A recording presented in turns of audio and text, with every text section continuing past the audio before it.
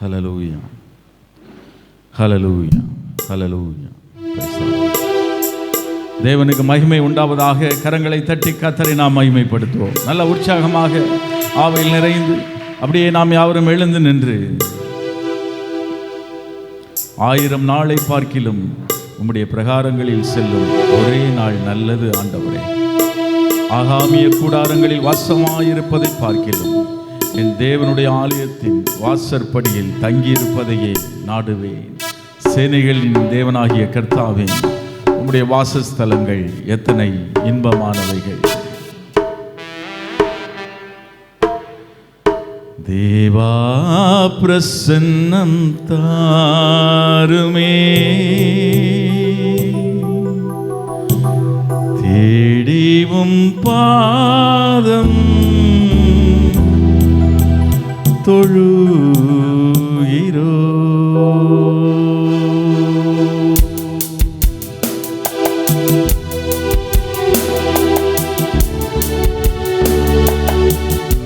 பரிசுத்த அலங்காரத்துடனே கர்த்தரை தொழுது கொள்ளுங்கள். சேனைகளின் கர்த்தர் பரிசுத்தர், பரிசுத்தர், பரிசுத்தர்.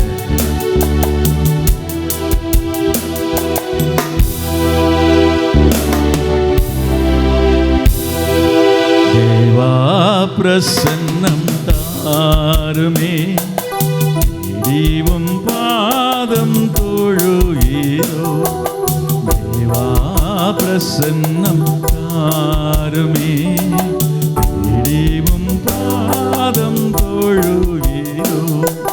இயேசுவே உம் திவ்ய நாமத்திலே இன்பமுடன் கூடி வந்தோ. இயேசுவே உம் திவ்ய நாமத்திலே இன்பமுடன் கூடி வந்தோ. தேவா பிரசன்னம் தாருமே, தேடிவும் பாதம் தொழுகிறோ.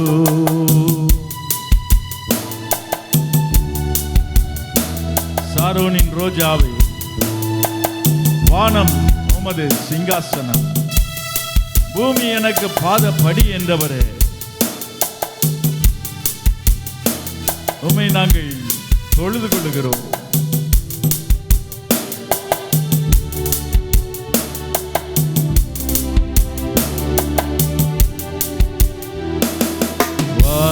வானமுமது சிங்காசனம், பூமி உமது பாதஸ்தலம்.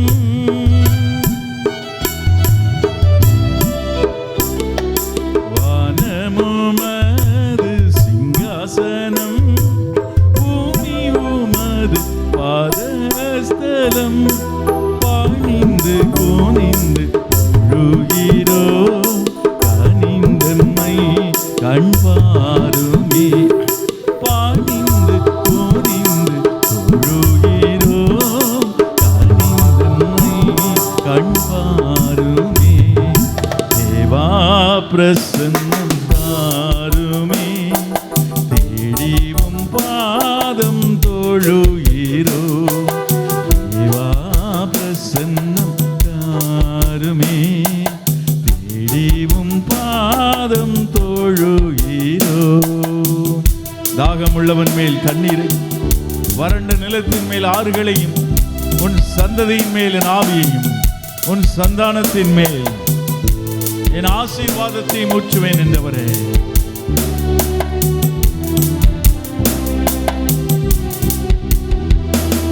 கர்த்தர் செய்த உபகாரங்கள் கணக்குரைத்து எண்ணலாகுமோ.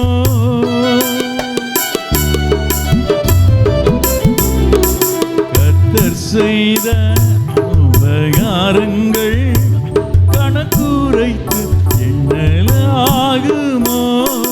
ரட்சிப்பின் பாத்திரம் ஏந்தி ரட்சகரை தொழுகிறோ. ரட்சிப்பின் பாத்திரம் ஏந்தி ரட்சகரை தொழுகிறோ. தேவா பிரசன்னம் தாருமே,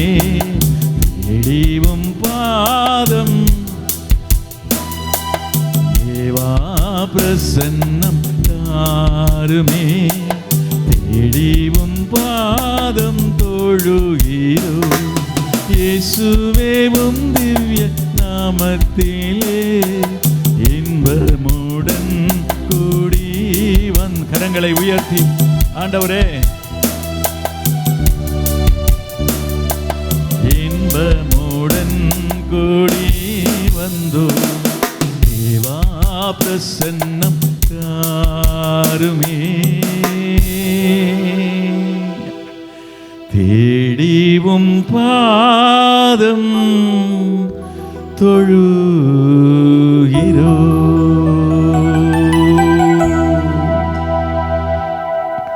கரங்களை உயர்த்தி ஆண்டவரே உம்முடைய பிரசன்னத்தை தேடி ஆண்டவரே நாங்கள் உம்மை ஆராதிக்கும்படி கூடியிருக்கிறோம். இஸ்ரவேலின் துதிகளின் நடுவிலே வாசமாயிருக்கிற தேவரீர் பரிசுத்தர். நான் பரிசுத்தராயிருக்கிறது போல நீங்களும் உங்கள் நடக்கைகள் எல்லாவற்றிலும் பரிசுத்தராயிருங்கள் என்றவரே. உம்மை முழு இருதயத்தோடும் துதிக்கவும் ஆவியோடும் உண்மையோடும் உம்மை ஆராதிக்க எங்கள் ஒவ்வொருவருக்கும் கிருபை தருவீராக. இந்த ஆராதனைக்கு விரோதமாய் செயல்படுகிற எல்லா அந்தகார வல்லமைகளை இயேசு கிறிஸ்துவின் நாமத்தினாலே முறித்து போட்டதற்காய் ஸ்தோத்திரம். கரங்களை தட்டி கர்த்தரை மகிமைப்படுத்துவோமா? நல்ல உற்சாகமாக ஹல்லேலூயா. உம்முடைய நாமம் மகிமைப்படுவதாக. ஆமென். நாம் உட்காரலாம். கொஞ்சம் மானிட்டர் மட்டும் ஹல்லேலூயா. காலைதோறும் கர்த்தருடைய கிருபை புதிதாக இருக்கிறது. ஆமென். இந்த காலை நேரத்திலே அவருடைய கிருபை நம்மேல் புதிதாக இருக்கிறது. நம்முடைய இருதயம் ஆயத்தமாக இருக்கிறது. சங்கீதக்காரன் எழுதுகிற தேவனே என் இருதயம் ஆயத்தமாக இருக்கிறது. எத்தனை பேர் ஆயத்தமாக வந்திருக்கீங்க ஆண்டவரை ஆராதிக்கும்படி? நல்ல கைகளை தட்டி கர்த்தரை ஆராதிப்போமா? கதிரவன் தோன்றும் காலையிதே. காலை நேரத்திலே ஒரு விசேஷம் இருக்கிறது. புதிய கிருபையும் பொழிந்திடுதே நல்.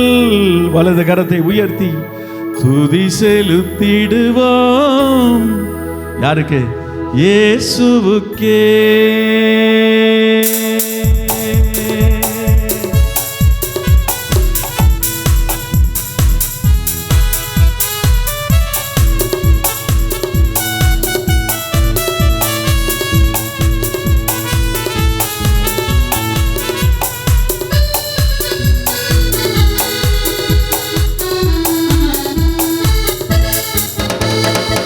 கதிரவன் தோன்றும் காலையிலே புதிய கிருபை பொழிந்திடுதே நல். துதி செலுத்திடுவோம் இயேசுவுக்கே.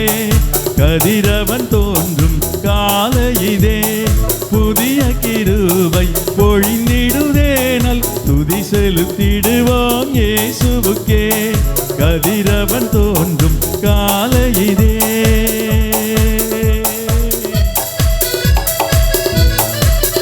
சூரியனே சந்திரனே தேவனை துதிங்க.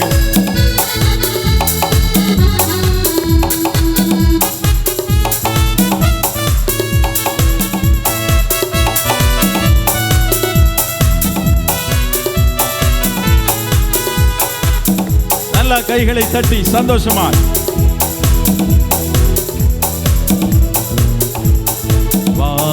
சுடர்கள் கானக ஜீவன் வாழ்த்திடவே பரன் மாட்சிமையே. காற்று பறவை பூற்று நீரோடை கர்த்தருக்கே கவி பாடிடுதே. காற்று பறவை பூற்று நீரோடை கர்த்தருக்கே கவி பாடிடுதே. கதிரவன் தோன்றும் காலையிலே புதிய கிருபை பொழிந்திடுதே நல். துதி செலுத்திடுவோம் இயேசுவுக்கே. கதிரவன் தோன்றும் காலையிலே.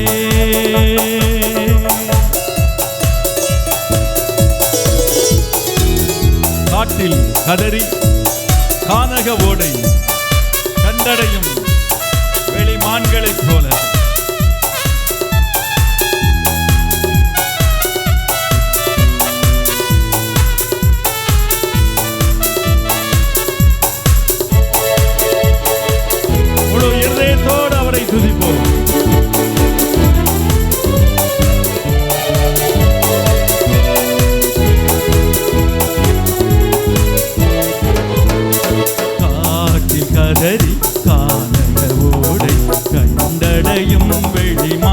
மழை போல் தாகம் தீர்க்கும் ஜீவ தண்ணீராம் கர்த்தரன் இயேசுவை தேடிடுவோம். தாகம் தீர்க்கும் ஜீவ தண்ணீராம் கர்த்தரன் இயேசுவை தேடிடுவோம். கதிரவன் தோன்றும் காலையிலே புதிய கிருபை பொழிந்திடுதேனல் துதி செலுத்திடுவோம் இயேசுவுக்கே. கதிரவன் தோன்றும் காலையிலே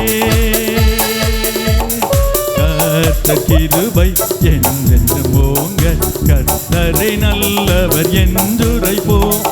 கேருபீங்கள் மத்தியில் வாழும் கர்த்தர் காலையில் எழுந்தருள்வார். கேருபீங்கள் மத்தியில் வாழும் கர்த்தர் காலையில் எழுந்தருள்வார். கதிரவன் தோன்றும் காலையிலே எந்தன் உதடு உம்மை போற்றட்டும் ஆண்டவரே.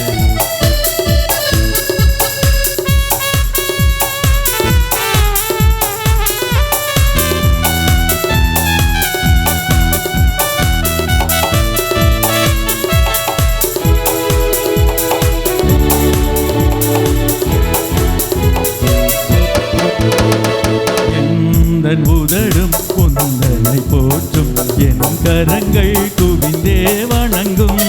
பாக்கியம் நான் கண்டடைந்தேனே, யாக்கோபின் தேவனே என் துணையே.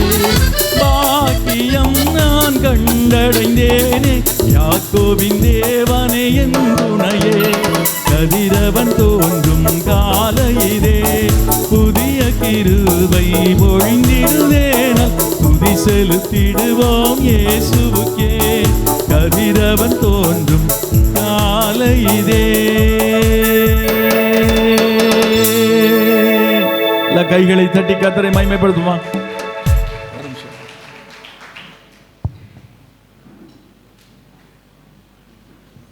ஹல்லேலூயா.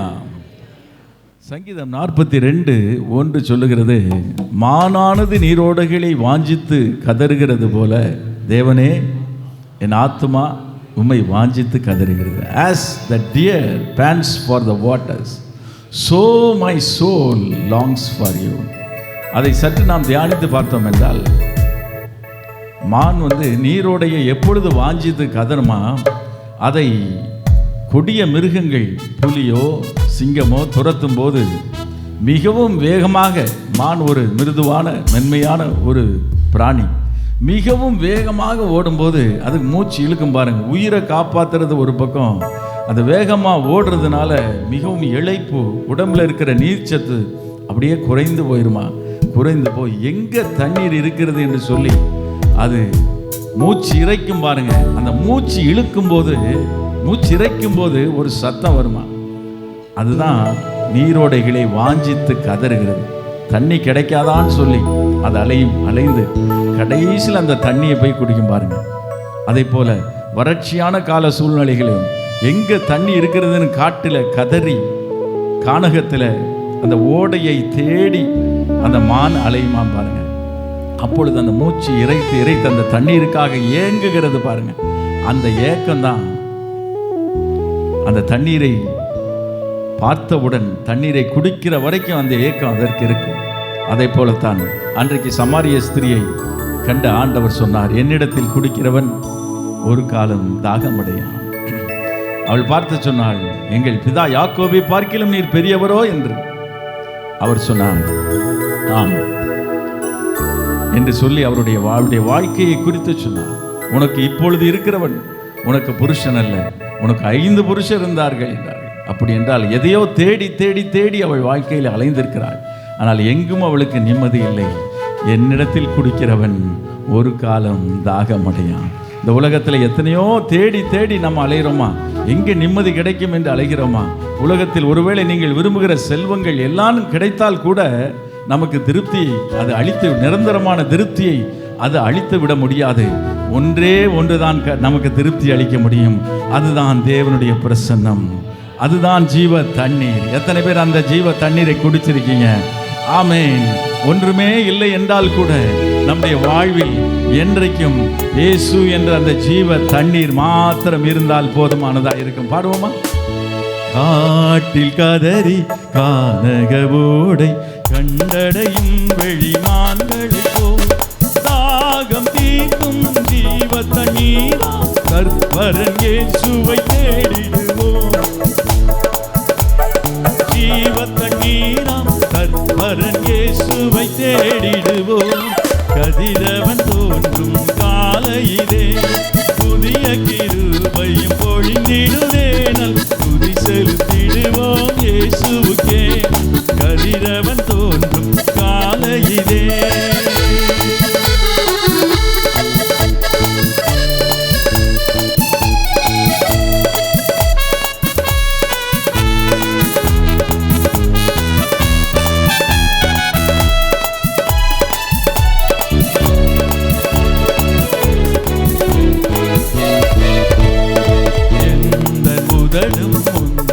போற்றும் என் கரங்கள் குவிந்தே வணங்கும். பாக்கியம் நான் கண்டடைந்தேனே யாக்கோபின் தேவனே என் துணையே. பாக்கியம் நான் கண்டடைந்தேனே யாக்கோபின் தேவனே என் துணையே. கதிரவன் தோன்றும் காலையிலே புதிய கிருபையும் பொழிந்திடுவே நல் துதி செலுத்திடுவோம் இயேசுவுக்கே. கதிரவன் தோன்றும் காலையிலே.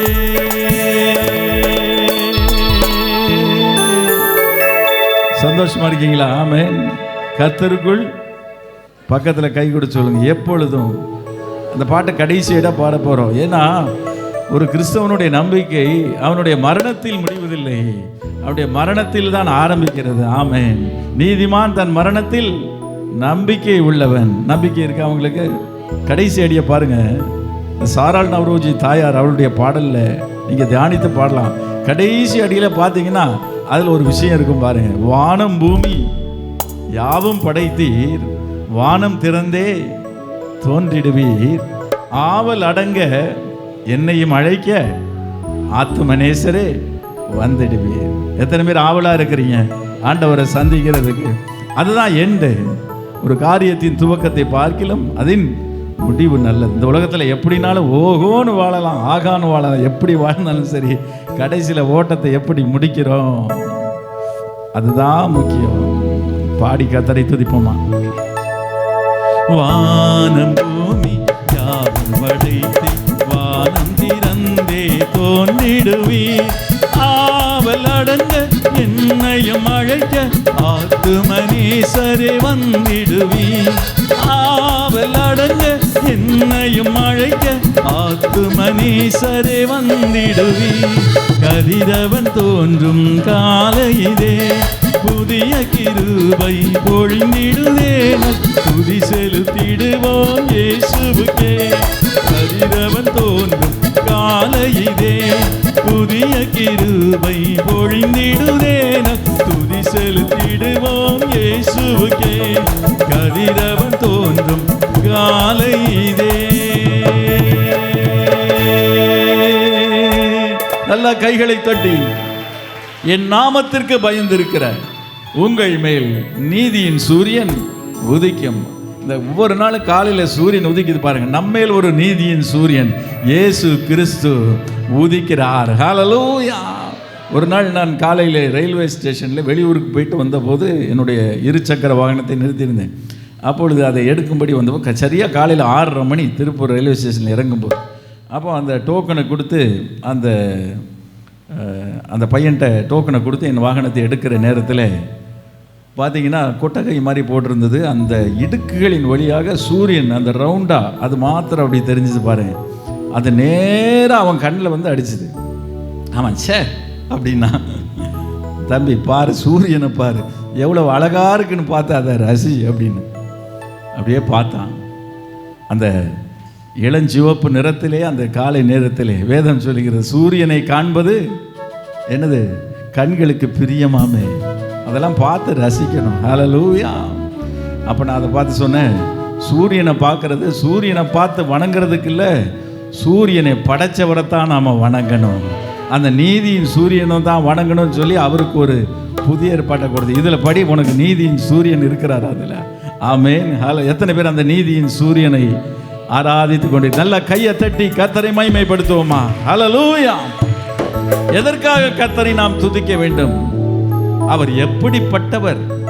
3 நிலைகளிலே நாம் கர்த்தரை துதிக்கலாம். முதலாவதாக தேவன் எப்படிப்பட்டவர்? பிகாஸ் ஆஃப் தூக்கி கழுவி எடுத்து வழிமாறி போகிற நேரத்தில் எல்லாம் நம்மை தேடி தம்முடைய வார்த்தை என்னும் கயிற்றினால் கட்டி, அன்பின் கயிற்றினால் கட்டி இழுத்து நம்மை தம்முடைய சொந்த பிள்ளைகளாக்கி தம்முடைய ஆலயத்தில் நாட்டியிருக்கிறார். அதை நினைத்து கர்த்தரை துதிக்கணும். துதிக்கிறீங்களா? ஆமென். மூன்றாவதாக துதிக்கும் போது தேவ பிரசன்னம் நம் நடுவில் இறங்கி வருகிறது. கைகளும் கால்கள் தொழு மரத்தில் மாற்றின நேரத்தில் கூட அந்த இரவில் அவர்கள் ஜெபம் பண்ணி துதித்து பாடினார்கள், பவுலும் சீலாவும். அப்பொழுது என்ன நடந்தது?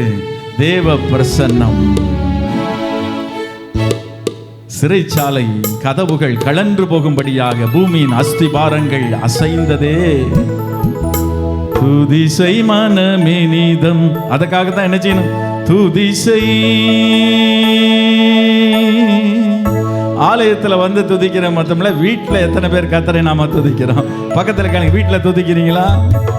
கூட்டத்தோட அப்படி இல்லை, தனியாவும் கர்த்தரை துதிப்பேன், சபை நடுவிலும் கர்த்தரை துதிப்பேன். நல்லா கையை தட்டி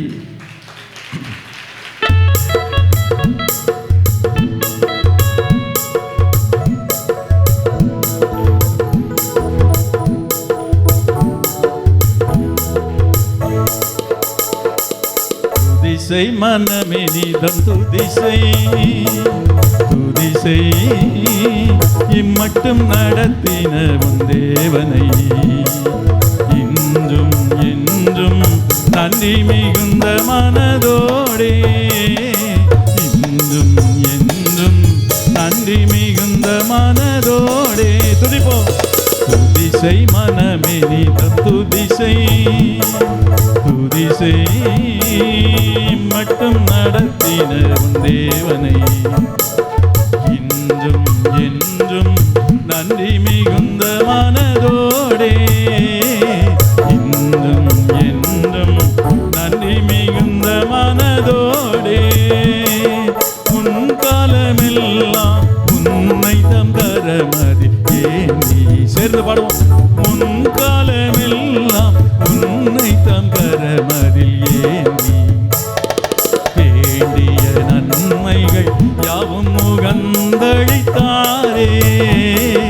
வேண்டிய நன்மைகள் யாவும் முகந்தளித்தாரே. துதிசை மனமே நீதம். துதிசை துதிசை இம்மட்டும் நடத்தின உன் தேவனை இன்றும் என்றும் நன்றி மிகுந்த மனதோடே, இன்றும் என்றும் நன்றி மிகுந்த மனதோடே.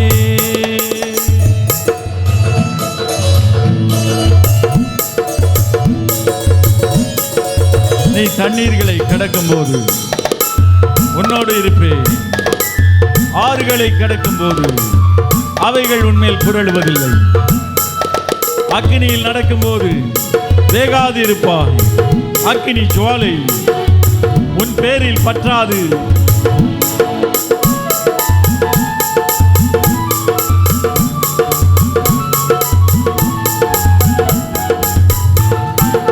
ஏகிடும் வழியில் பாடுகள் பல நேர்ந்த போது, ஏகிடும் வழியில் பாடுகள் பல நேர்ந்த போது, ஏகபரன் முன் காவலனாயிருந்தாரே.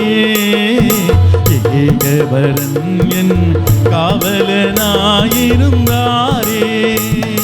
துதிசை மனமே நீதம். துதிசை துதிசை இம்மட்டும் நடத்தின உன் தேவனை இன்றும் என்றும் நன்றி மிகுந்த மனதோடே, இன்றும் என்றும் நன்றி மிகுந்த மனதோடே.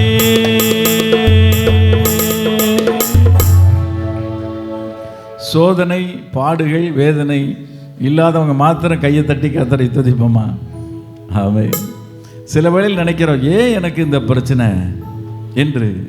நம்முடைய வாழ்க்கையை நினைத்து எப்போ பார்த்தாலும் ஒன்று போனால் ஒரு பிரச்சனை வந்துடுத என்று யோசிக்கிறோம். நம் வாழ்க்கையை திரும்பி பார்த்தோம் என்றால், நம்ம சந்தோஷமாக இருந்த நேரத்தை விட பிரச்சனையில் இருந்த நேரத்தில் தான் அதிகமாக தேவ பிரசன்னத்தை உணர முடிஞ்சிருக்குங்கிறவங்க எத்தனை பேர்? அதுதான் முதிர்ச்சி. அதிகமாக ஆண்டவரை தேடுறது எப்போ? நம்ம போராட்டங்களுக்கு நடுவில் இருக்கும்போது. அப்போஸ்தலனாகிய பவுல் ஆண்டவரிடத்தில் அவர் எவ்வளோ பெரிய ஊழியக்காரர், 13 நிருபம் புதிய ஏற்பாட்டில் பாதிக்கு மேலே எழுதினவர், மிகவும் படித்தவர். ஆனால் அவர் சொல்றாரு, எல்லாவற்றையும் இழந்து ஆண்டவருக்காக வந்தவர். என் பிராணனையும் நான் அருமையாக எண்ணேன், என் ஓட்டத்தை சந்தோஷத்தோடு முடிக்கவும் நான் கர்த்தராகிய இயேசு கிறிஸ்துவினிடத்தில் பெற்ற என் ஊழியத்தை நிறைவேற்றவுமே விரும்புகிறேன் என்று சொல்லி வாயில மாத்திரமில்ல வாழ்க்கையிலும் வாழ்ந்து காட்டி இரத்த சாட்சியாக சிரச்சேதம் செய்யப்பட்டு மரித்தார். அப்படி ஒரு உண்மையுள்ள பரிசுத்தவான். அவருக்கு ஒரு பலவீனம் என்னவோ தெரியவில்லை. ஆண்டவரிடத்தில் கேட்டார், என் பலவீனம் நீங்கும்படி 3 தரம் கர்த்தரிடத்தில் வேண்டிக் கொண்டேன். ஆண்டவர் என்ன சொன்னாரு? என் கிருபை உனக்கு போதும். பக்கத்தில் சொல்லுவாங்க, அவர் கிருபை உங்களுக்கு போதும். ஒருவேளை உங்க பிரச்சனை நீங்காம இருக்கலாம், உங்க போராட்டம் நீங்காம இருக்கலாம், அதுக்குள்ளே நீங்க போயிட்டு இருக்கலாம். ஆனா அவர் கிருபை மாத்திரம் நம்மை விட்டு விலகக்கூடாது. ஆமென். உன் பலவீனத்தில் என் பலன் எப்படி விளங்கும்?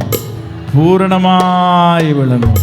நீ பலவீனனா இருக்கும் போதே, உன் பிரச்சனை இருக்கும் போதே, போராட்டம் இருக்கும் போதே, பாடுகள் இருக்கும் போதே உன்னை நடத்தணும் பாரு. அங்கதான் என்னுடைய பலன் விளங்கி கொண்டிருக்கு. நல்ல கையை தட்டி.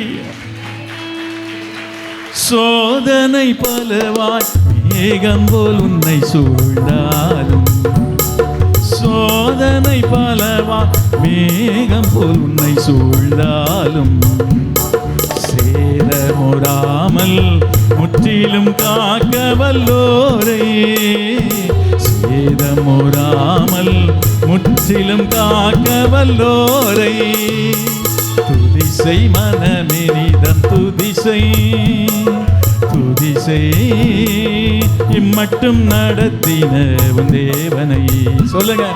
இன்றும் என்றும் நன்றி மிகுந்த மனதோடே, இன்றும் என்றும் நன்றி மிகுந்த மனதோடே, தாய் தந்தை தானும் ஏகமாய் உன்னை மறந்தாலும், தாய் தந்தை தானும் ஏகமாய் உன்னை மறந்தாலும், தூயரின் கையில் உன் சாயல் உள்ளதை நினைத்தே, தூயரின் கையில் சாயல் உள்ளதை நினைத்தே, துதிசை மனமே நீதம் துதிசை, துதிசை இம்மட்டும் நடத்தின உன் தேவனை. சொல்லுங்க.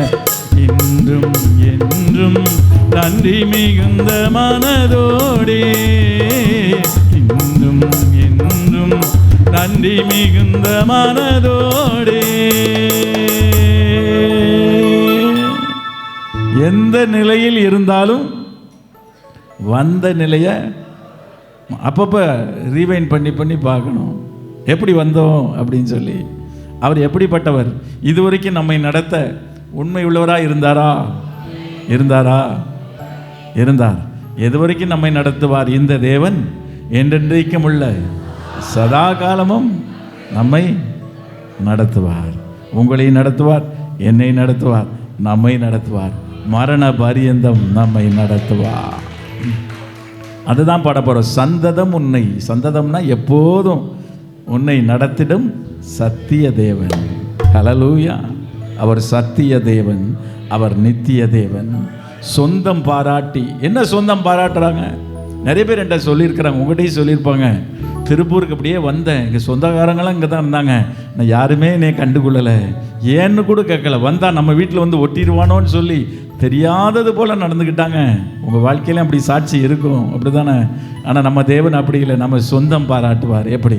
மகனே மகளே என்று உங்களை அணைத்து கொள்வார். சொந்தம் பாராட்டி என்ன செய்வாராம்? பாராட்டிட்டு போகிறது மாத்திரமில்ல, உங்கள் கூட இருப்பார். எத்தனை பேர் கூட கர்த்தர் இருக்கிறாரு? கையை தட்டி கர்த்தரை மகிமைப்படுத்தும். இம்மானுவேல். சந்ததமுன்னை நடத்திடும் சத்திய தேவன், சந்ததமுன்னை நடத்திடும் சத்திய தேவன், சொந்தம் பாராட்டி உன்னுடன் இருப்பதினாலே, சொந்தம் பாராட்டி என்னுடன் இருப்பதினாலே, துதிசை மனமே நீ தந்துதிசை, துதிசை இம்மட்டும் நடத்தின உன் தேவனை, இன்றும் என்றும் நன்றி மிகுந்த மனதோடே, இன்றும் என்றும் நன்றி மிகுந்த மனதோடே. நல்லா கையை தட்டி சந்தோஷமா, எவ்வளவு சந்தோஷம்! சந்தோஷமா இருக்கீங்களா? ஆமென், ஹல்லேலூயா. கர்த்தர் நம் சார்பில் இருக்கும்போது நமக்கு எதிராய் நிற்பவன் யார்? தாவீது பாடுறார், கர்த்தர் என் பட்சத்தில் இருக்கிறார், நான் பயப்படேன், மனுஷன் எனக்கு என்ன செய்வான்?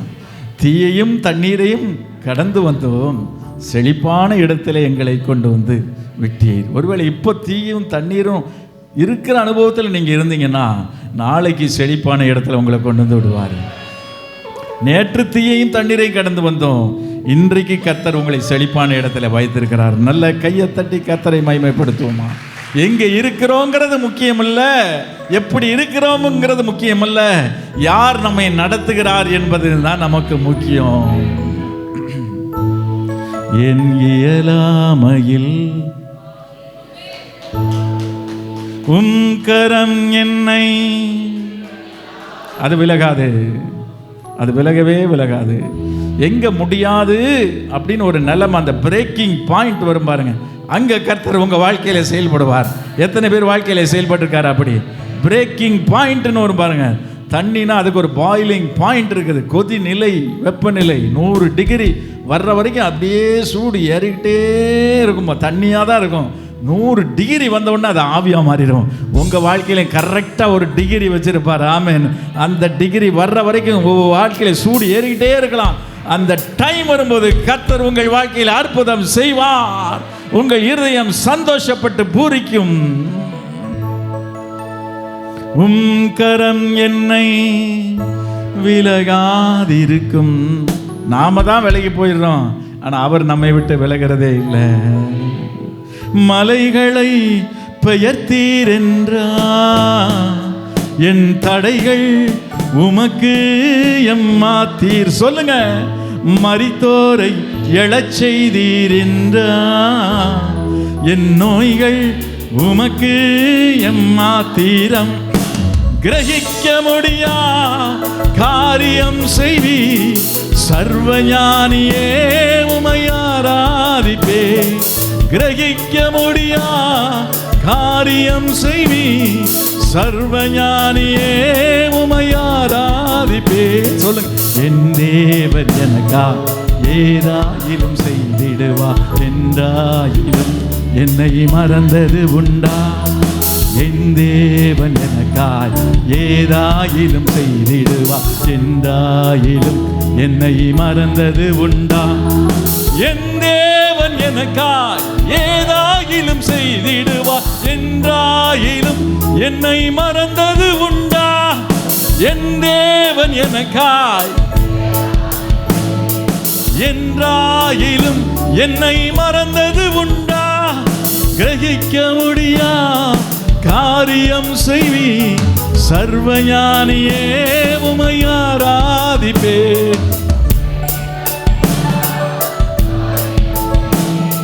சர்வஞானியே உமை ஆராதிப்பே. யோபுக்கு ஒரு பிரச்சனை. நல்லா தானே வாழ்ந்தோம், உண்மையாத்தானே இருந்தோம், நீதிமானத்தானே இருந்தோம், ஏன் இவ்வளவு போராட்டம், ஏன் இவ்வளவு பிரச்சனை? ஆண்டவரே, நான் நீதியை தானே செய்கிறேன், நான் ஒழுக்கமாக இருக்கணும் தானே நினைக்கிறேன், ஏன் இவ்வளவு போராட்டம்? என்னால் தாங்க முடியலையே ஆண்டவரே. வந்திருக்கீங்களா? அப்படி எழும்பி நிற்போமா? அப்படி யோசிக்கிறீங்களா? ஆண்டவர் சொல்கிறாரு அவனை பார்த்து, யோபுவே, வரையாடுகள் ஈனும் காலத்தை நீ அறிவாயோ? பெருங்காற்றிலிருந்து கர்த்தர் சொல்றாரு, நான் பூமிக்கு அஸ்திபாரம் பிடிக்கும்போது, அதற்கு நூல் போடும்போது நீ இங்கே இருந்தியோ? நீ அறிவாளி, ஆனா அதை அறிவி, அதை எனக்கு சொல்லுங்கிறாரு. இன்னும் நிறைய கேட்கிறாரு ஆண்டவரிடத்துல. யோபுட்ட யோபு உணர்ந்து கொள்ளுகிறான்.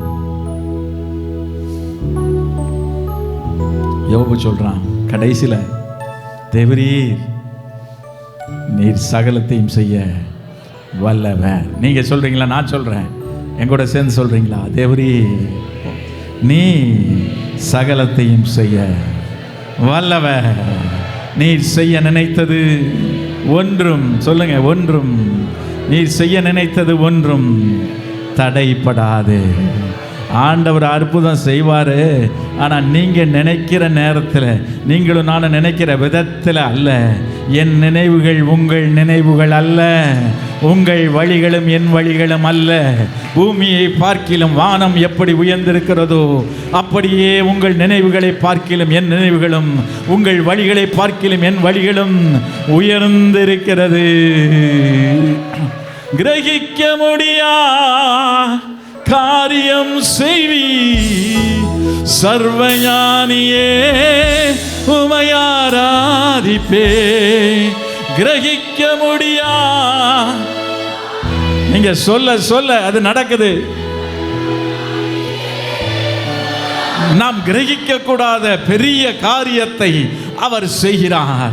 ஆராய்ந்து முடியாத பெரிய காரியங்களையும் எண்ணி முடியாத அதிசயங்களையும் செய்கிற கர்த்தர் உங்கள் வாழ்க்கையிலும் அதை செய்கிறார். நீ விசுவாசித்தால் தேவனுடைய மகிமையை காண்பாய். If you believe, if you will only believe, you shall see the glory of God. கிரகிக்க முடியா காரியம் செய்வி. என்ன சத்தமா? கிரகிக்க முடியா.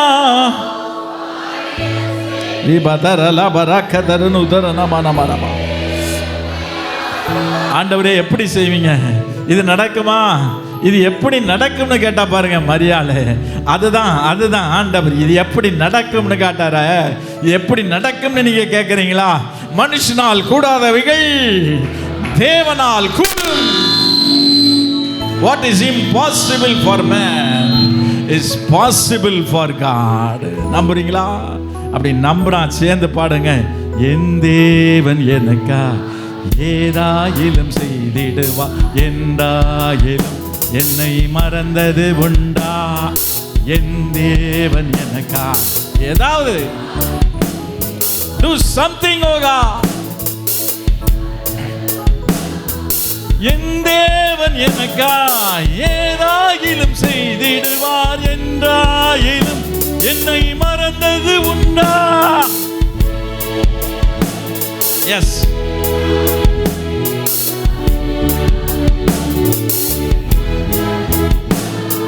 கிரகிக்க முடியா காரியம் செய்வி சர்வஞானியே உமையாராதிப்பே. கிரகிக்க முடியா சர்வஞானியே உமையாராதிப்பே. பெரும்போலும் கை இரு பரிவாரமாகும், உம்மாலன்றி இது யாரால் கூடும்? பெரும்போலும் கை இரு பரிவாரமாகும், உம்மாலன்றி இது யாரால் கூடும்? ஆகாயத்து பட்சிகளை போஷிப்பீர் என்றார், என்னையும் போஷிப்பது நிச்சயமே. காட்டு புஷ்பங்களை உடுத்துவதும் நீரென்றார், என்னை குறைவின்றி நடத்துவதும் நிச்சயமே.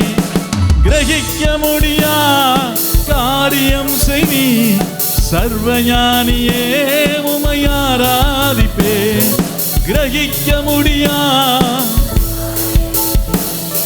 சர்வஞானியே உம்மை ஆராதிப்பேன். என் தேவன் எனக்காய் ஏதாயிலும் செய்திடுவார். என்றாயிலும் என்னை மறந்தது உண்டா? நம்பிக்கையோடு பாடுங்க. செய்வார், நிச்சயம் செய்வார். என் தேவன் எனக்காய் ஏதாகிலும் செய்திடுவார். என்றாயிலும் என்னை மறந்தது உண்டா?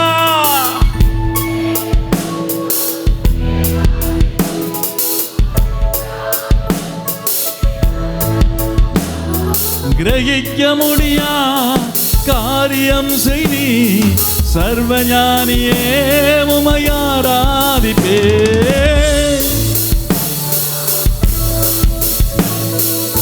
உன்னதத்திலிருந்து வரும் பலன்.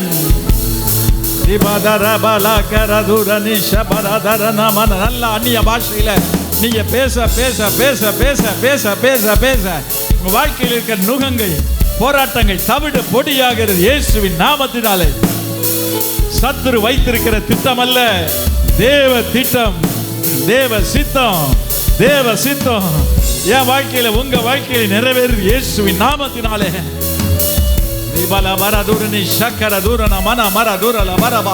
சர்வஞானியே, எல்லாம் அறிந்தவரே, ஓ ரிபலபரதுரணி கரணமா, கிரகிக்க முடியா காரியம் செய்வி சர்வஞானியே உம்மை ஆராதிப்பேன்.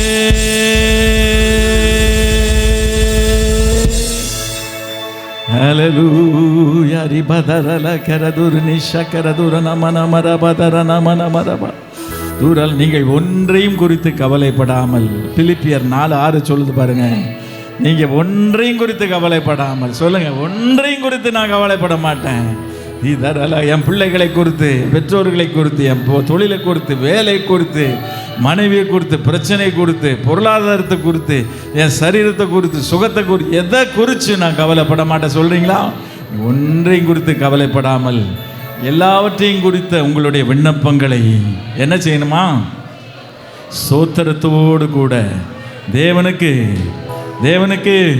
தெரியப்படுத்துங்கள். Make it known to God. இப்போ சொல்லுங்க ஆண்டவருக்கு தெரியப்படுத்துங்க. அப்படிதான் எசேக்கியா ராஜா ரிபலா கரதுர்னி ஷக்கரதுரன மன மரபா சனகரிப்பு அவனுக்கு விரோதமாக எழுதி கொடுத்த நிருபத்தை உன்னை தொலைச்சிருவேன்னு சொன்னானே.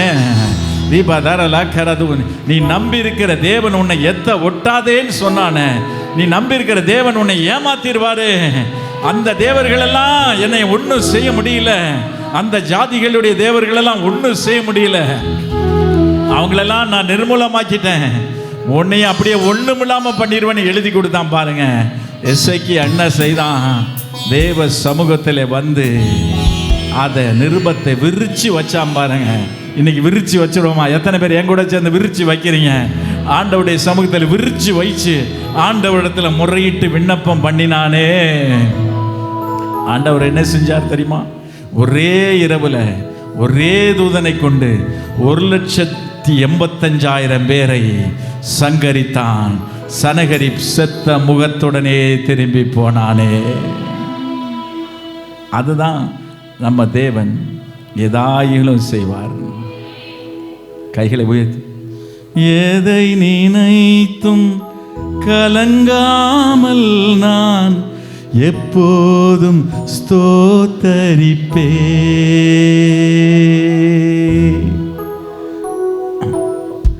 எதை நினைத்தும் கலங்காமல் நான் எப்போதும் ஸ்தோத்தரிப்பே.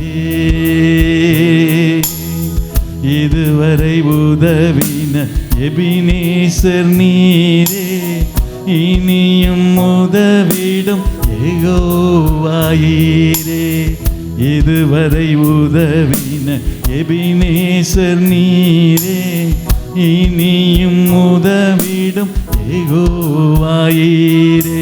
நன்றி ராஜா. சொல்லுங்க, நன்றி ராஜா, நன்றி ராஜா, இயேசு ராஜா. நன்றி ராஜா, நன்றி ராஜா, நன்றி ராஜா, இயேசு ராஜா.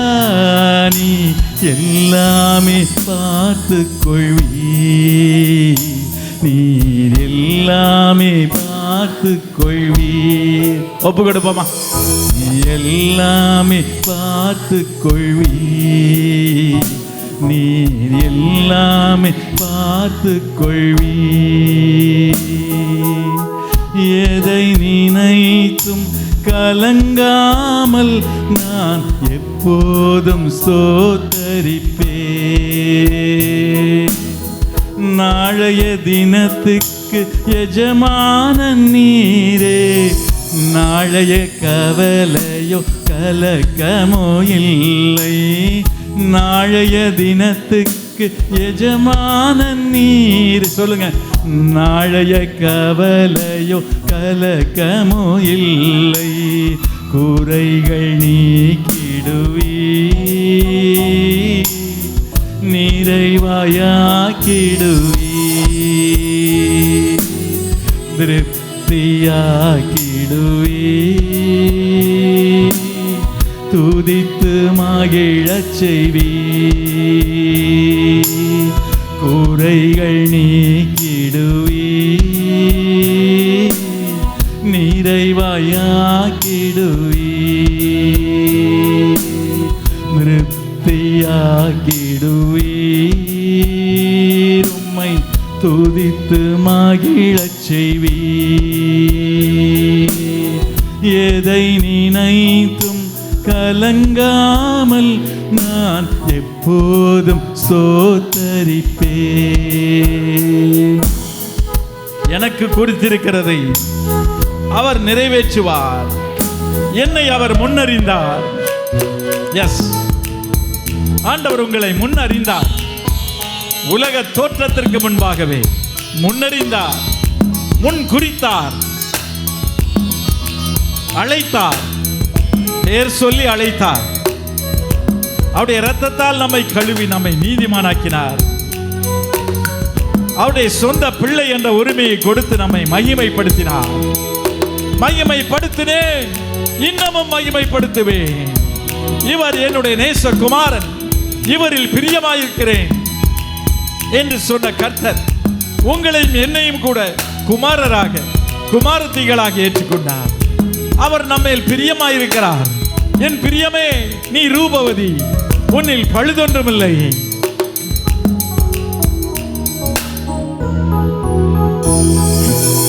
முன்னறிந்தென்னை முன்குறித்தீரே, முடியும் என்று பலன் கொடுத்தீரே. முன்னறிந்தென்னை முன்குறித்தீரே, முடியும் என்று பலன் கொடுத்தீரே. எனக்கு குறித்ததெல்லாம் செய்து முடிப்பவரே, என்னை அழைத்தவரோ நீ உண்மை உள்ளவரே. சேர்ந்து பாடுவோம். எனக்கு குறித்ததெல்லாம் செய்து முடித்தவரே, என்னை அழைத்தவரோ நீ உண்மை உள்ளவரே. நன்றி ராஜா, நன்றி ராஜா, நன்றி ராஜா, இயேசு ராஜா. நன்றி ராஜா. சொல்லுங்க, நன்றி ராஜா, நன்றி ராஜா, இயேசு ராஜா. நீ எல்லாமே பார்த்து கொள்வீர், நீர் எல்லாமே பார்த்து கொள்வீர். கைகளை உயர்த்தி, நீ எல்லாமே எல்லாத்தையும் பார்த்துக் கொள்வார்.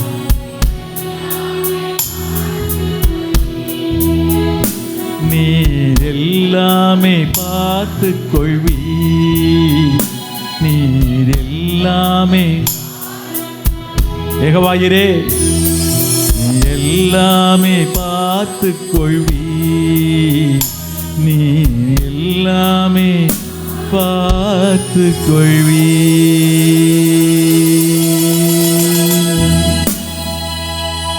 எங்கள் ஆவி ஆத்மா சரீரத்தை தாழ்த்துகிறோம் ஆண்டவரே.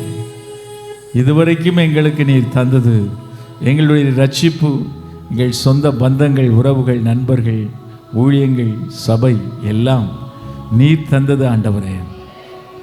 எல்லாவற்றையும் நீர் பார்த்து கொள்வீர். உமக்கு நன்றி செலுத்துகிறோம். இயேசுவின் நாமத்தில் மகிமை செலுத்துகிறோம் பிதாவே, ஆமென். நாம் உட்காரலாம். ஆண்டவருக்கு மகிமை உண்டாத. கர்த்தருடைய வார்த்தைக்கு நேராக நம்ம போகலாம். மத்தேயு எழுதின சுவிசேஷம் 25ஆம் அதிகாரம். மத்தேயு எழுதின சுவிசேஷம் 25ஆம் அதிகாரம் 10ஆம் வசனத்தை நான் வாசிக்கலாம். 10ஆம் வசனம், 11ஆம் வசனம், 12ஆம் வசனத்தை நாம் எல்லாரும் இணைந்து வாசிக்க போகிறோம். மத்தேயு எழுதின சுவிசேஷம் 25, 10, 11, 12 வாசிக்கலாமா எல்லாரும் சேர்ந்து? அப்படியே அவர்கள் வாங்க போன போது மணவாளன் வந்துவிட்டார். ஆயத்தமாக இருந்தவர்கள் அவரோடு கூட கல்யாண வீட்டுக்குள் பிரவேசித்தார்கள். கதவும் அடைக்கப்பட்டது. பின்பு மற்ற கன்னிகைகளும் வந்து, ஆண்டவரே ஆண்டவரே எங்களுக்கு திறக்க வேண்டும் என்றார்கள். அதற்கு அவர், உங்களை அறியேன் என்று மெய்யாகவே உங்களுக்கு சொல்லுகிறேன் என்றார். ஆண்டுடைய பரிசுத்த நாமம் மகிமைப்படுவதாக. இந்த மத்தேயு எழுதின சுவிசேஷம் 24ஆம் அதிகாரம் 25ஆம் அதிகாரத்தை நீங்கள் வாசிக்கும் பொழுது அங்கே இயேசு கிறிஸ்து தம்முடைய வருகை குறித்து, வருகை நாட்கள் என்னென்ன சம்பவிக்கும் என்பதை குறித்து ஆண்டவர் சொல்லுவதை நாம் அங்கே வாசிக்க முடியும். இந்த 25ஆம் அதிகாரத்தில் 3 சம்பவத்தை ஆண்டவர் அங்கே என்ன வைத்திருக்கிறார். முதலாவது 10 கன்னிகைகள் என்கிற சம்பவத்தை 1 - 14 வசனம் வரை அங்கே நான் பார்க்க முடியும். அதற்கு பின்பாக அதில் நம்ம வாசித்து பார்த்தால் அதுக்கடுத்து அவனவன் திறமைக்கு தக்க தாளந்துகளை கர்த்தர் கொடுத்துட்டு போனதை குறித்து 15ஆம் வசனத்திலிருந்து வாசிக்க முடியும். அதற்கு அடுத்து 30ஆம் வசனத்தில் நீங்கள் பார்த்தீங்கன்னா அங்கே சொல்லப்பட்டிருக்கிறது என்னச்சுன்னா, வெள்ளாடு செம்பறியாடு என்று பிரிக்கப்படுவதை குறித்து நான் வாசிக்க முடியும். கர்த்தருக்கு மகிமை உண்டாத. இந்த 3 ஓமைகளை குறித்து ஆண்டவர் தம்முடைய வருகையில் எப்படிப்பட்டவர்கள் என்னச்சுன்னா அவர்கள் என்னச்சுன்னா அவர் பிரவேசிக்க முடியும் என்பதை குறித்து வாசிக்கிறோம். முதல் என்ன ஓமையில் சொல்லப்பட்டிருக்கிற வார்த்தையில் புத்தி உள்ள கன்னிகைகள் என்று சொல்லப்பட்டிருக்கிறது. அவர்களே மணவாளன் வரும் பொழுது வீட்டுக்குள் பிரவேசித்தார்கள் என்று வாசிக்கிறோம். ரெண்டாவது என்னச்சுன்னா ஸ்தோத்திரம், அந்த பகுதியில் என்ன வாசிக்கும் பொழுது தாளந்தை குறித்து சொல்லப்படுது. இந்த தாளந்தில் ஆண்டவருக்கு என்னச்சுன்னா ஸ்தோத்திரம், கொடுக்கப்பட்ட தாளந்தில் உண்மையாக இருந்தவர்கள் யாரோ அவர்கள் என்னச்சுன்னா ஸ்தோத்திரம் எஜமானுடைய சந்தோஷத்தில் பிரவேசிக்க ஆண்டவர் என்னச்சுன்னா உதவி செய்தார். மூன்றாவதில் என்னச்சுன்னா ஸ்தோத்திரம், வெள்ளாடு செம்பறியாடு என்கிற கூட்டத்தை குறித்து வாசிக்கிறோம். வலது பக்கம் இருக்கிற என்னச்சுன்னா செம்பறியாடும் இடது பக்கம் இருக்கிற வெள்ளாடுகளை குறித்து ஆண்டு சொல்லுகிறார். செம்பறியாட்டு என்னச்சுன்னா தேவனுடைய சமூகத்தில் என்னச்சுன்னா சேர்த்து கொள்ளப்பட்டது. அது யார் என்பதை குறித்து ஆண்டவர் அங்கே சொல்லுவதை நான் வாசிக்கிறோம். ஆண்டவருடைய நாமம் மகிமைப்படுவதாக. இன்றைக்கு இந்த 3 என்னச்சுன்னா ஸ்தோத்திர சம்பவத்தையும் உங்களுக்கு முன்பாக சொல்லுவதை காட்டிலும் அதில் முதல் சம்பவத்தில் இருக்கிற ஒரு காரியத்தை குறித்து உங்களோடு கூட சொல்லும்படி ஆசைப்படுகிறேன். நம்முடைய ஆண்டவர் மணவாளனாகிய இயேசு கிறிஸ்து சீக்கிரமாய் வரப்போகிறார். எத்தனை ஆமதிக்கிறீங்க? நம்மை தோத்திரம். நம்முடைய வாஞ்சை, நம்முடைய ஏக்கம், நம்முடைய ஆசை எல்லாம் நம்முடைய மணவாளனாகிய இயேசுவை நீங்களும் நானும் சந்திக்க வேண்டும். ஆமே, கர்த்தருக்கு மகிமை உண்டாவதாக. அந்த மணவாளன் சொன்னார். அமை ஸ்தோத்திரம். யோவானில் சுவிசேஷம் 14ஆம் அதிகாரம் 3ஆம் வசனத்தில் ஆண்டவர் சொன்ன ஒரு வார்த்தை என்ன? யோவான் 14:3 ஆண்டவர் சொன்ன, நான் போய் உங்களுக்காக ஒரு ஸ்தலத்தை ஆயத்தம் பண்ணின பின்பு நான் இருக்கிற இடத்துல நீங்களும் இருக்கும்படி நான் மறுபடியும் வந்து உங்களை என்னிடத்தில் என்ன செய்வேன்? சேர்த்து கொள்வேன். ஆண்டவர் இயேசு சொன்னா, அமை ஸ்தோத்திரம், நான் போகிறேன், நான் போய் என்ன ஸ்தோத்திரம் ஒரு ஸ்தலத்தை ஆயத்தம் பண்ணின பின்பு நான் இருக்கிற இடத்துல நீங்களும் இருக்கும்படி நான் மறுபடியும் வந்து உங்களை என்னிடத்தில் சேர்த்து கொள்ளுவேன் என்று கர்த்தர் என்னச்சுன்னா தன்னுடைய கடைசி கட்டத்தில் சொன்னதை நாம் அங்கே வாசிக்கிறோம். இதே நீங்க அப்போஸ்தலர் நடவடிக்கைகள் புத்தகம் 1ஆம் அதிகாரத்தில் 7ஆம் வசனத்தை வாசிக்கும் பொழுது அங்கு இப்படி சொல்லப்படுது. அப்போஸ்தலர் நடவடிக்கைகள் புத்தகம் 1ஆம் அதிகாரம் 7ஆம் வசனம், அதற்கு அவர் பிதாவானவர் தம்முடைய ஆதீனத்தில் வைத்திருக்கிற காலங்களையும் வேலைகளையும் அறிகிறது உங்களுக்கு அடுத்ததல்ல அப்படின்னு சொல்லிட்டு அடுத்த வசனம் பாருங்க. ஸ்தோத்திரம்.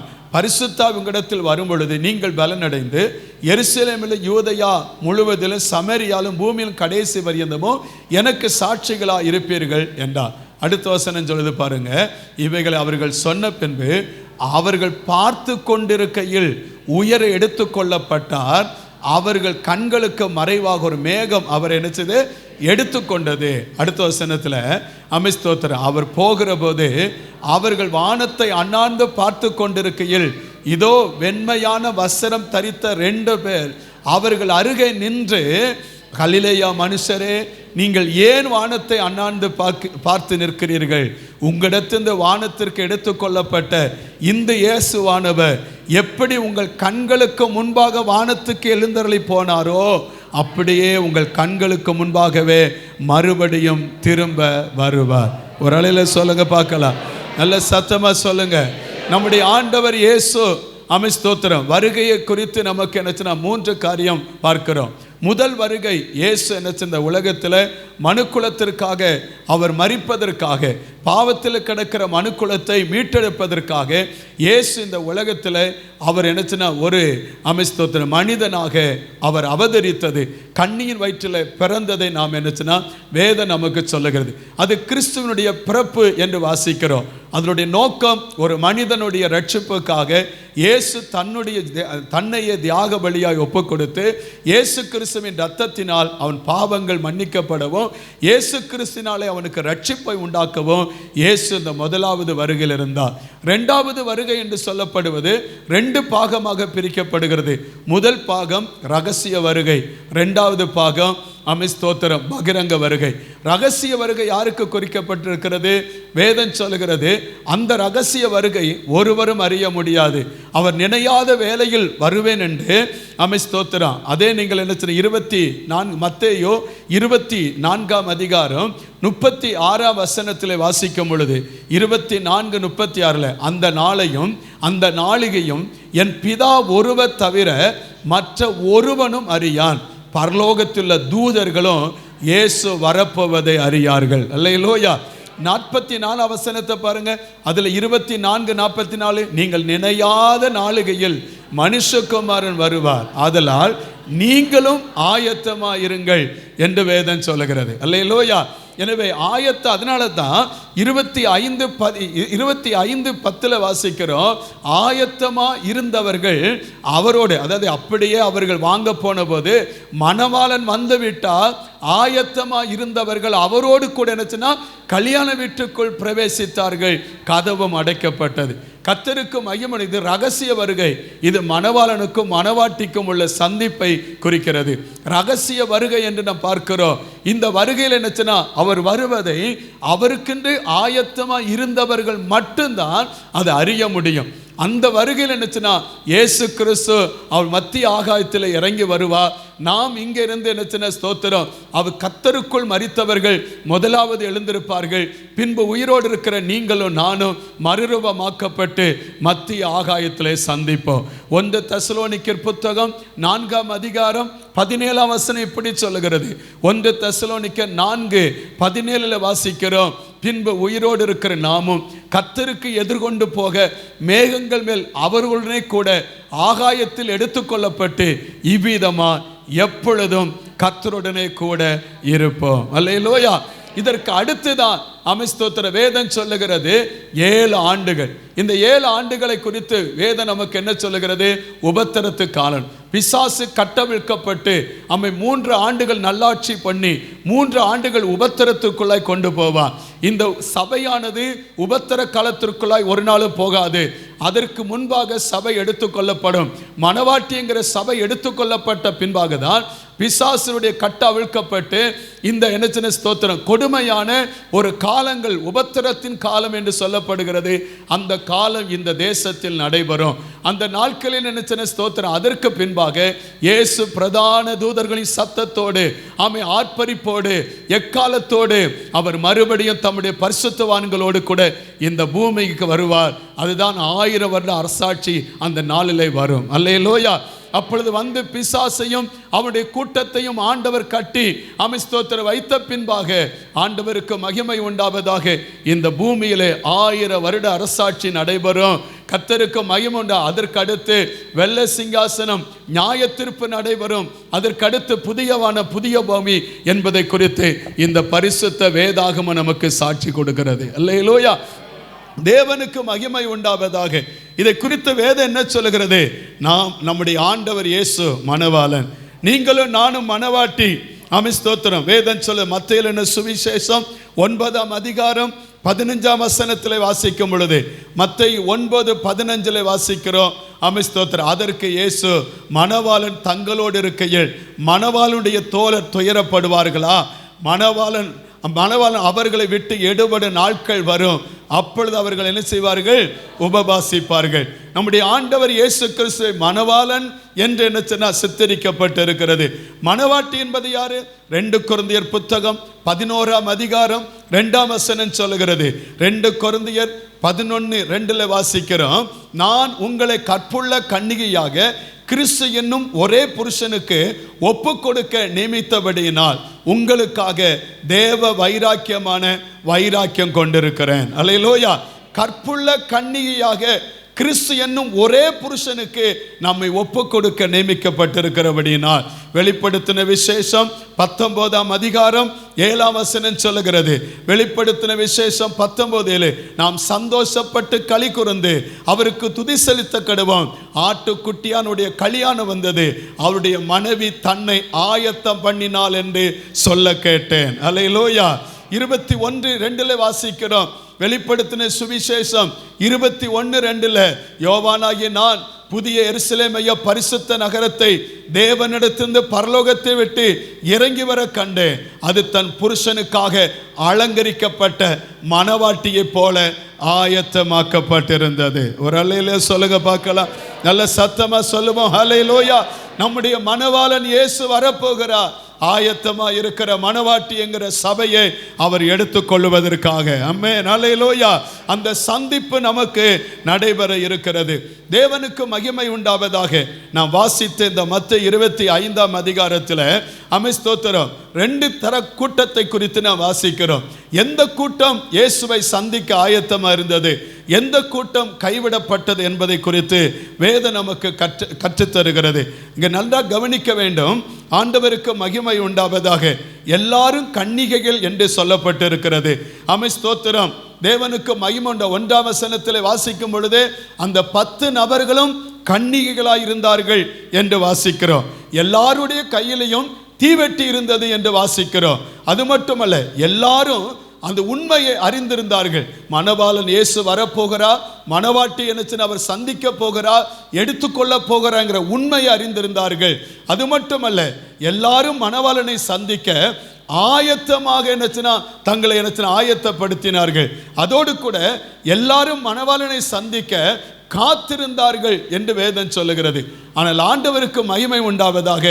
மணவாளன் வந்த பொழுதோ கர்த்தருடைய நாமம் மகிமைப்படுவதாக. புத்தி உள்ளவர்கள் எடுத்துக்கொள்ளப்பட்டார்கள், புத்தி அற்றவர்கள் கைவிடப்பட்டார்கள். அல்லேலூயா. ஆண்டவருக்கு மகிமை உண்டாவதாக. நீங்கள் கன்னிகை தான். ஸ்தோத்திரம். மணவாளன் இயேசுவை சந்திப்பதற்கு உங்கள் தீவெட்டிகள் உங்கள் கையில் இருக்கிறது. மணவாளன் இயேசுவை சந்திப்பதற்கு உங்களுக்கு நல்ல ஒரு உணர்வு இருக்கிறது. இயேசு வருவா, அன்றைக்கு மணவாட்டியாகிய சபை அவர் எடுத்துக்கொள்ளுவா, நானும் அவரை சந்திப்பேன் என்கிற அறிவு நமக்குள்ளா இருக்கிறது. நல்லதுதான். கர்த்தருக்கு மகிமை உண்டாவதாக. அதே மணவாட்டி சபை கர்த்தருக்காக காத்திருக்கிறது. நல்லதுதான். ஸ்தோத்திரம். பரலோகமே என் சொந்தம், பரிசுத்தமே என் மூச்சு என்று பாடுகிறோம். ஆமென். என் மணவாளன் இயேசுவை நான் காணவே வாஞ்சிக்கிறேன் என்று கர்த்தருடைய நாமத்தை நாம் மகிமைப்படுத்துகிறோம். நல்லதுதான். ஆனால் மணவாளன் வரும் பொழுது வேதம் சொல்லுகிறது, ஆயத்தமாய் இருந்தவர்கள் 10 பேர் என்று சொல்லப்பட்டாலும் 5 நபர்கள் மட்டுமே அந்த கல்யாண வீட்டுக்குள்ளாக பிரவேசித்தார்கள். 5 நபர்கள் கைவிடப்பட்டார்கள். இன்றைக்கு இந்த காலை தேவ சமூகத்தில் ஆண்டவரை ஆராதிக்கும்படியாய், தேவனை மகிமைப்படுத்தும்படியாய், தேவனை தொழுது கொள்ளும்படியாய் வந்திருக்கிற என் அன்பு தேவ பிள்ளைகளுக்கு சொல்லுகிறேன், நீங்கள் எப்படிப்பட்ட நபராய் இருக்கிறீர்கள்? உங்களுக்கு ஆமை ஸ்தோத்திரம், நீங்கள் ரட்சிக்கப்பட்டு இருக்கிறீர்கள். அவரோடு கூட ஞானஸ்நானம் உடன்படிக்கை பண்ணப்பட்டு இருக்கிறீர்கள். உங்கள் வாழ்க்கையில் என்ன ஸ்தோத்திரம் தீவெட்டி இருக்கிறது. ஆமை ஸ்தோத்திரம். ஆனால் ஆண்டவருக்கு மகிமை உண்டாவதாக. தேவ சமூகத்தில் மணவாளன் வருவதற்கு ஆயத்தத்தோடு காத்திருக்கிறீர்கள். வாஞ்சை இருக்கிறது, விருப்பம் இருக்கிறது, ஏக்கம் இருக்கிறது. அவரிடத்திற்கு போக வேண்டும், பரலோகத்தை நான் சந்திக்க வேண்டும் என்கிற எண்ணச்சின வாஞ்சைகள் இருக்கிறது. ஆனால் போவதற்கான ஆயத்தம் உங்களுக்குள்ளா இருக்கிறதா என்பதை கொஞ்சம் ஆராய்ந்து பார்க்க வேண்டியது நம்முடைய கடமை. அல்லேலூயா. ரட்சிக்கப்பட்டவர்கள் தான் எல்லாரும் கன்னிகைகள். ஆமென் ஸ்தோத்திரம். எல்லாரும் என்ன ஸ்தோத்திரம். ஆனால் ஒரு இடத்தில் குறைவுபட்டது. குறைவுபட்ட 5 நபர்கள் அங்கே விடுபட்டார்கள். என்ன குறைவுபட்டது? ஆமென் ஸ்தோத்திரம். அவர்கள் கன்னிகையா இருந்தார்கள், தீவெட்டி இருந்தது. ஆமென் ஸ்தோத்திரம். ஆயத்தமாய் இருக்கிறேன் என்று சொன்னார்கள். அவர்கள் என்ன ஸ்தோத்திரம் மணவாளன் வருகிற இடத்துல போய் காத்திருந்தார்கள். ஆனால் ஒன்று வேதம் நமக்கு கற்றுக் கொடுக்கிறது. 3ஆம் வசனத்தை வாசித்து பாருங்கள். 25:3 புத்தி இல்லாதவர்கள் தங்கள் தீவெட்டிகளை எடுத்துக்கொண்டு போனார்கள், என்னையோ கூட கொண்டு போகவில்லை. ஆமென் ஸ்தோத்திரம். அவர்கள் புத்தி இல்லாதவர்கள் தீவெட்டியை கையில் வைத்திருந்தார்கள். ஆனால் எடுத்துக்கொண்டு போன தீவெட்டியோடு கொண்டு போக வேண்டிய எண்ணெயை அவர்கள் கூட கொண்டு போகவில்லை. 4ஆம் வசனம் சொல்லுகிறது, ஆமென் ஸ்தோத்திரம், புத்தியுள்ளவர்கள் தங்கள் தீவெட்டியோடு கூட தங்கள் பாத்திரங்களில் எண்ணெயும் கொண்டு போனார்கள். அல்லேலூயா சொல்லுங்க. அல்லேலூயா. ஆண்டவருக்கு மகிமை உண்டாவதாக. வேதம் என்ன சொல்லுகிறது? கடைசி வரை நிலைத்திருக்கிறவனே ரட்சிக்கப்படுவான். அல்லேலூயா. முடிவு வரிந்த நிலைத்திருக்கிறவன் ரட்சிக்கப்படுவான். கர்த்தருக்கு மகிமை உண்டாவதாக. ஆண்டவர் வேதம் சொல்லுகிறது, மனுஷகுமாரன் வரும் பொழுது விசுவாசத்தை காண்பாரோ என்று ஆண்டவர் சொல்லியிருக்கிறார். ஆமென் ஸ்தோத்திரம். நீங்கள் தவறான காரியம் செய்யவில்லை. நீங்கள் தேவனுக்கு என்ன ஸ்தோத்திரம் உண்மையா இருப்பது போல இருக்கலாம். ஆனால் நாம் கொண்டு போக வேண்டியது, ஆயத்தமாக்கப்பட வேண்டியது, ஆயத்தப்படுத்தப்பட வேண்டியது, நம்முடைய விளக்குகள் எரியப்படுவதற்கு ஏதுவாக மணவாளன் இறங்கி அந்த வாசனையை நுகர்ந்து நம்மை சந்திப்பதற்கு ஏதுவான அந்த என்ன ஸ்தோத்திரம் எண்ணெய் நம்மிடத்தில் இருக்கிறதா? இல்லை நம்முடைய வாழ்க்கை என்னச்சுன்னா ஒரு வெறுமையான வாழ்க்கையாய் காணப்படுகிறதா? அதுதான் இன்றைக்கு முக்கியம். புத்தி உள்ளவர்களை குறித்து வேதம் நமக்கு என்ன கற்றுக் கொடுக்கிறது?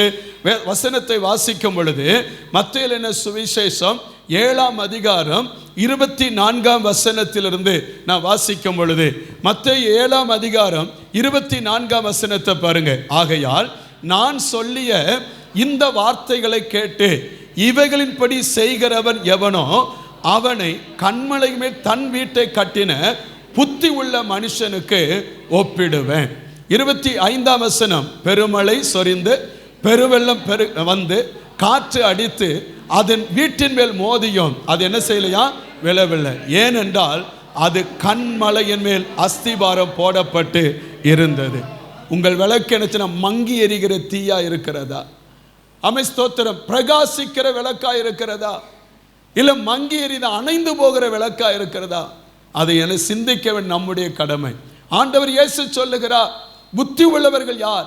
என் வார்த்தைகளை கேட்டு அவைகளுக்கு செவி கொடுத்து அவைகளின்படி செய்கிறவர்களே புத்தி உள்ளவர்கள் என்று சொன்னார்.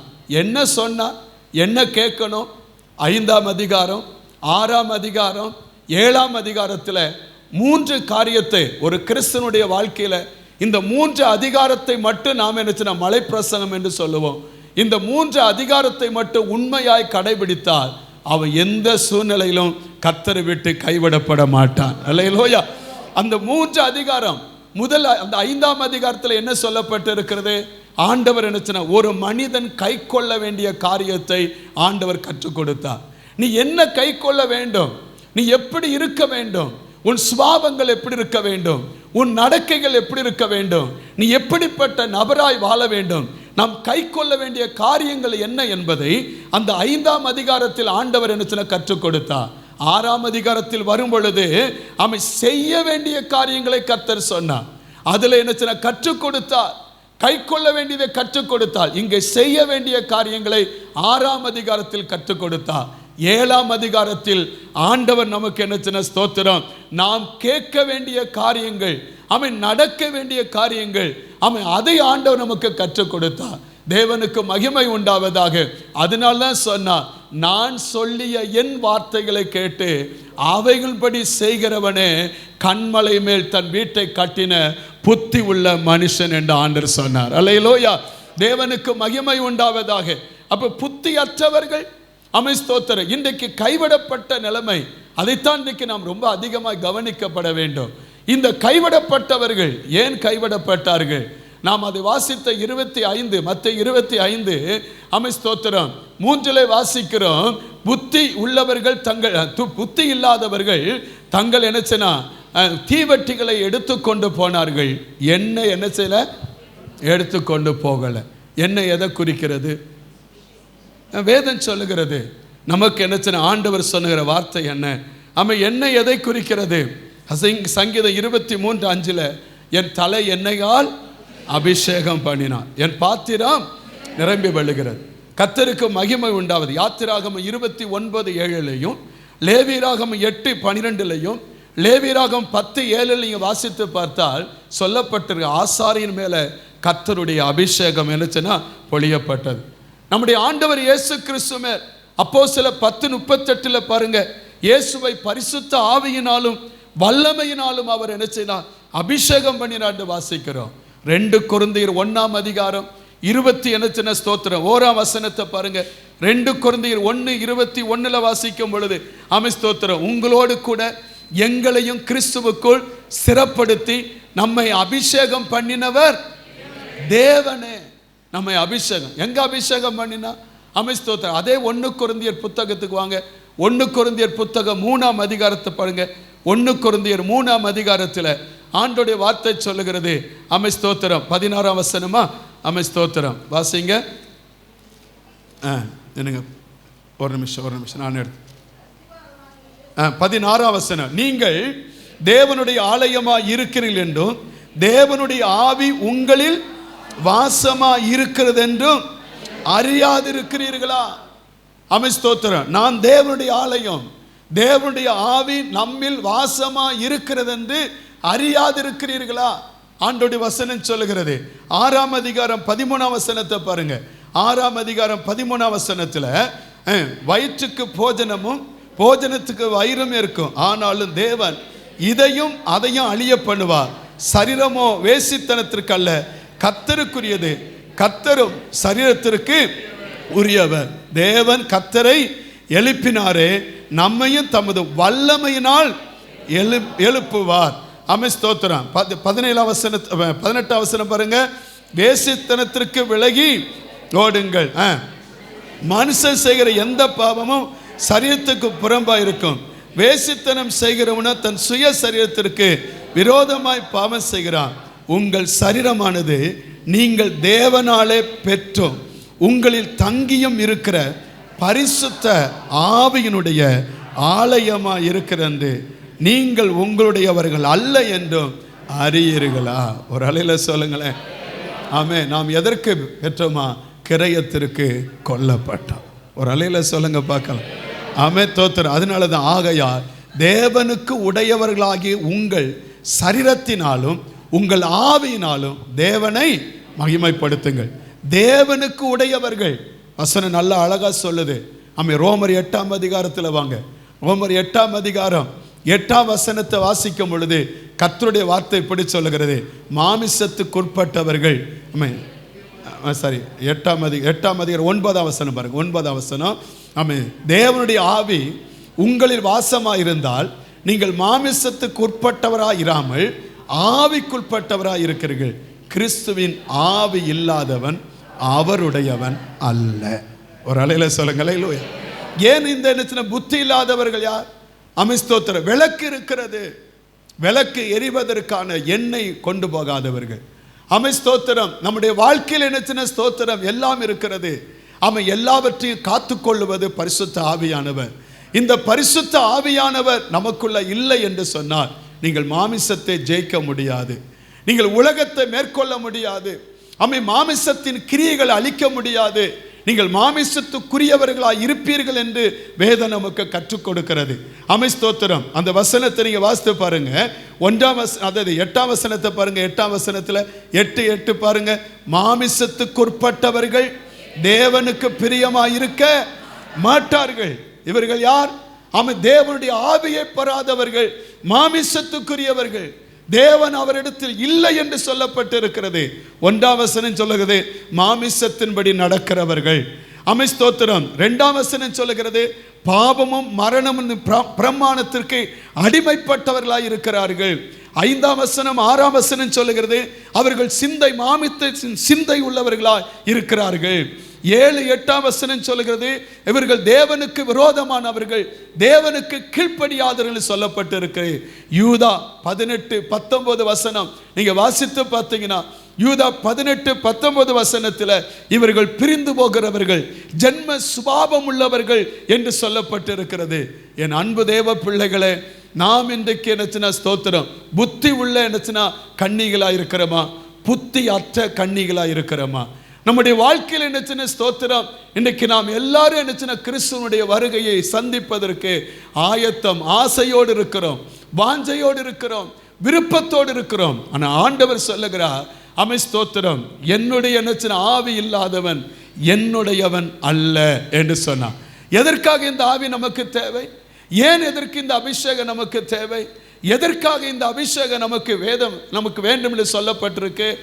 கலாத்தியர் புத்தகத்தில் வாங்க, கலாத்தியர் புத்தகம் 6ஆம் அதிகாரம் 16ஆம் வசனத்திலிருந்து வாசிக்கும் பொழுது, கலாத்தியர் 5:16 5:16 சரி 6 5:16 5 கலாத்தியர் 5ஆம் அதிகாரம் 16ஆம் வசனம். பின்னும் நான் சொல்லுகிறது என்னவென்றால் ஆவிக்கேற்றபடி நடந்து கொள்ளுங்கள், அப்பொழுது மாமிசத்தின் இச்சையை நிறைவேற்றாது.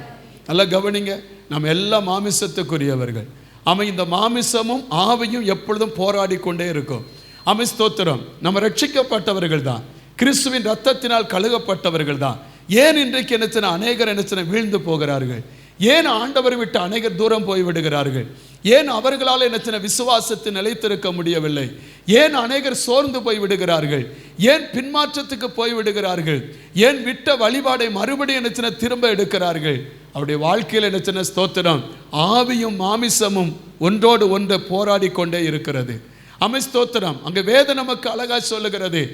ஸ்தோத்திரம், அந்த 16ஆம் வசனத்தில் வாசிக்கும் பொழுது 5:16 பின்னும் நான் சொல்லுகிறேன் ஆவிக்கேற்றபடி நடந்து கொள்ளுங்கள், அப்பொழுது மாமிசத்தின் இச்சைகளை நீங்க என்ன செய்ய மாட்டீங்க, நிறைவேற்ற மாட்டீங்க. அடுத்த வசனம் பாருங்க 17ல் மாமிசம் ஆவிக்கு விரோதமாகவும் ஆவி மாமிசத்துக்கு விரோதமாகவும் இச்சிக்கிறது, நீங்கள் செய்ய வேண்டும் என்று இருக்கிறவைகளை செய்யாதபடிக்கு இவைகள் ஒன்றுக்கு ஒன்று விரோதமா இருக்கிறது.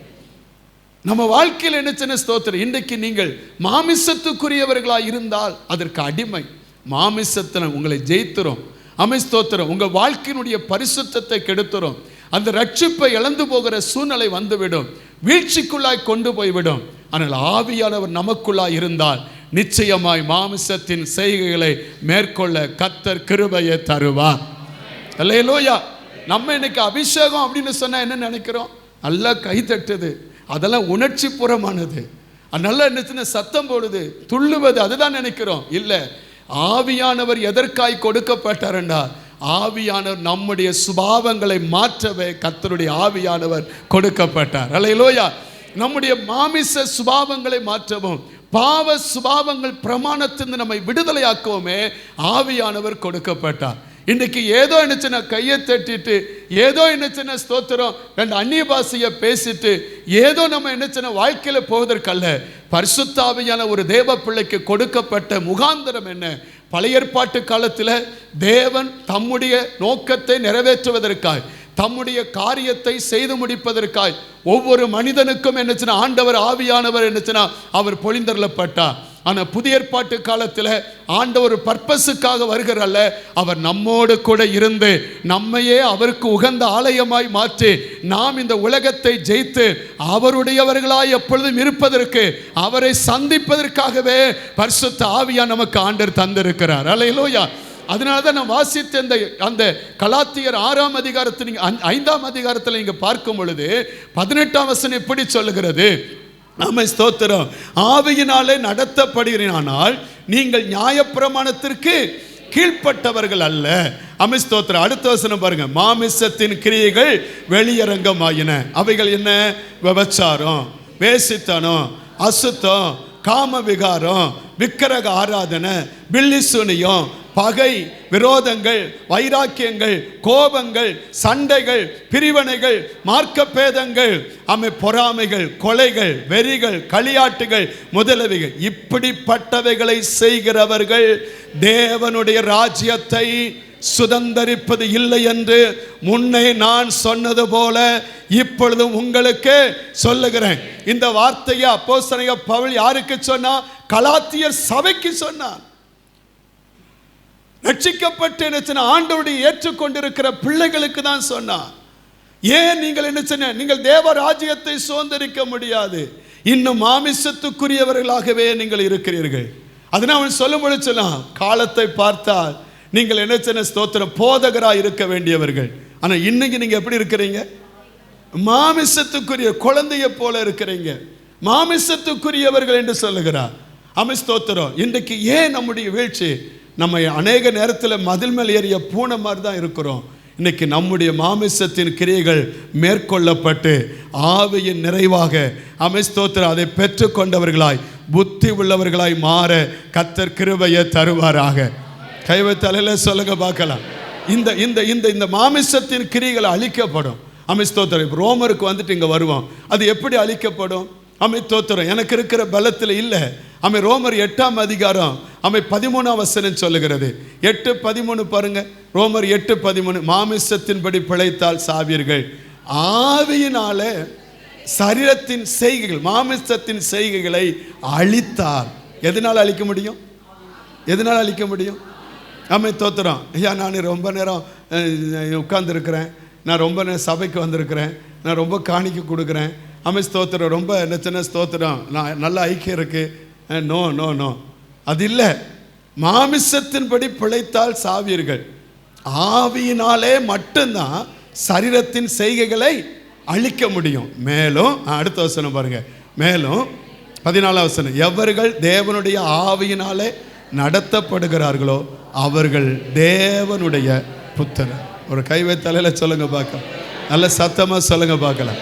அதனால்தான் ஞானஸ்தானம் பெற்று அவர் எழும்பின உடனே வானம் திறக்கப்பட்டு புறாவை போல அவர் வந்து என்ன அவர் மேல் தாங்கினா. இறங்கும் பொழுது வேதம் சொல்லுது, இவர் என் நேசகுமாரன், இவர் மேல் பிரியமாயிருக்கிறார். ஒரு அலையில சொல்லுங்க பார்க்க, நல்ல சத்தமா சொல்லுங்க பார்க்கலாம். அவருக்கு பிரியமான பிள்ளைகள், அவர்களுக்கு தான் வானம் திறக்கப்படும். அவர்கள் தான் ஆமென், ஸ்தோத்திரம், அவரை மத்திய ஆகாயத்தில் சந்திக்க முடியும். ஆண்டவர் நம்மிடத்தில் எதிர்பார்க்கிற காரியம் அதுதான். இன்றைக்கு அவரை சந்திப்பதற்கு நீங்களும் நானும் ஆயத்தமாக இருக்கிறோமா? புத்தி உள்ளவர்களாக இருக்கிறோமா? இல்லை, நாம் என்ன இல்லாத எண்ணெய் இல்லாத புத்தி அற்றவர்களாய் நம்முடைய வாழ்க்கை காணப்படுகிறதா? கர்த்தருக்கு மகிமை. இதை குறித்து வேதம் நமக்கு என்ன புத்தியற்றவர்களை குறித்து பல காரியங்களை வேதத்தை நாம் வாசிக்கிறோம். அவர்களை குறித்து என்னச்சுன்னா மாய்மாலக்காரர்கள், சடங்காச்சரத்தை என்னச்சுன்னா பின்பற்றுகிறவர்கள், அவர்கள் என்னச்சுன்னா ஸ்தோத்திரம் தங்களுடைய காரியத்தை மறைத்து மாய்மாலமாக என்னச்சுன்னா பிறரை என்னச்சுன்னா குற்றப்படுத்தி என்னச்சு வாழுகிறவர்கள், தங்களுக்குள்ளே இருக்கிற உத்தரத்தை பார்க்காமல் பிறருக்குள்ள இருக்கிற தூசியை பார்க்கிறவர்கள், அவர்களுடைய வாழ்க்கையில் நினைச்ச தேவனை அறிந்தும் அவருடைய கிரியைகளை என்னச்சுன்னா மறுதளிக்கிறவர்கள், உதடினால் அவர் என்னச்சுன்னா கனம் பண்ணுகிறார்கள், உள்ளமோ அவருக்கு தூரமானவர்கள். அது மட்டுமல்ல, வீணான ஆராதனை செய்கிறவர்கள். அவர்கள் கர்த்தாவே கர்த்தாவே என்று அடிக்கடி சொல்லுவாங்க, ஆனால் கனியற்ற வாழ்க்கை உள்ளவர்கள்.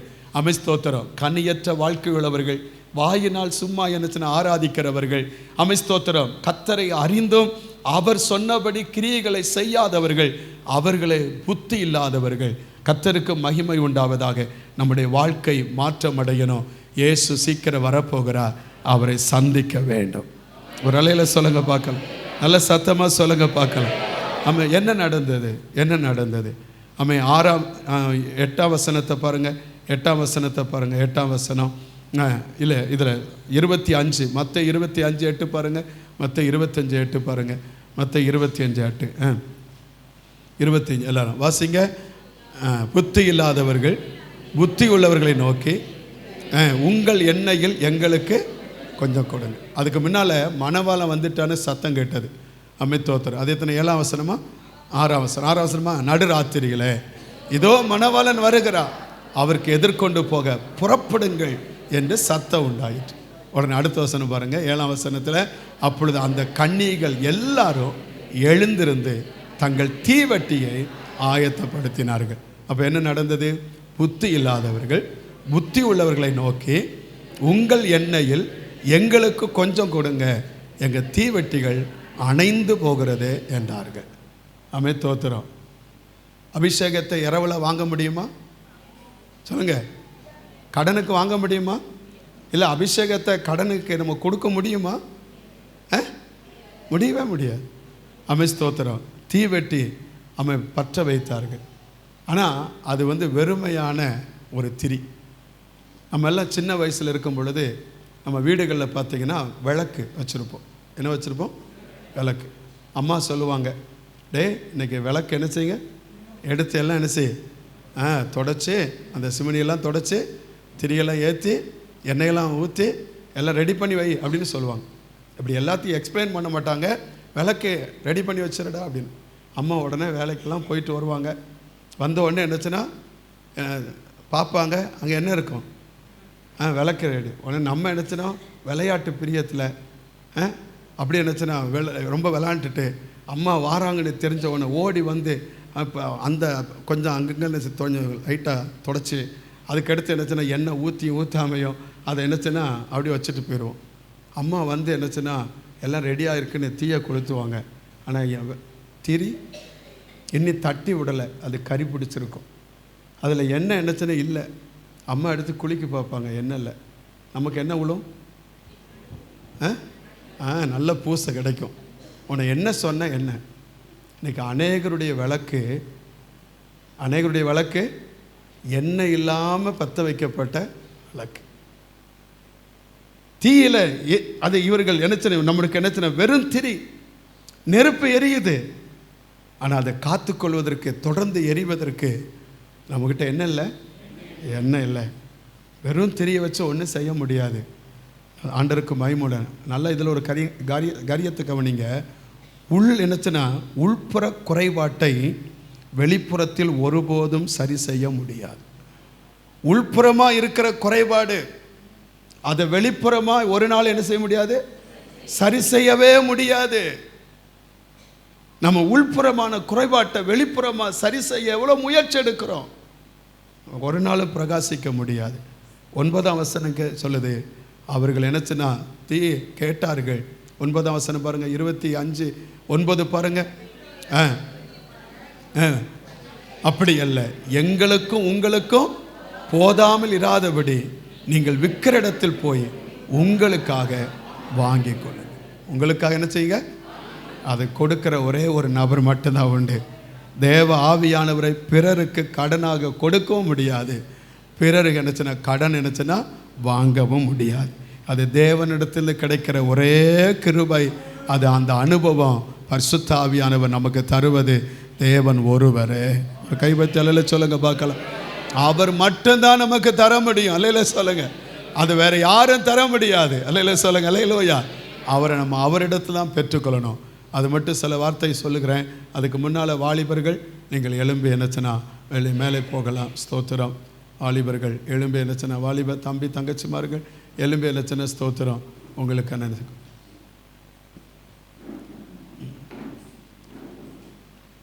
கவனிங்க.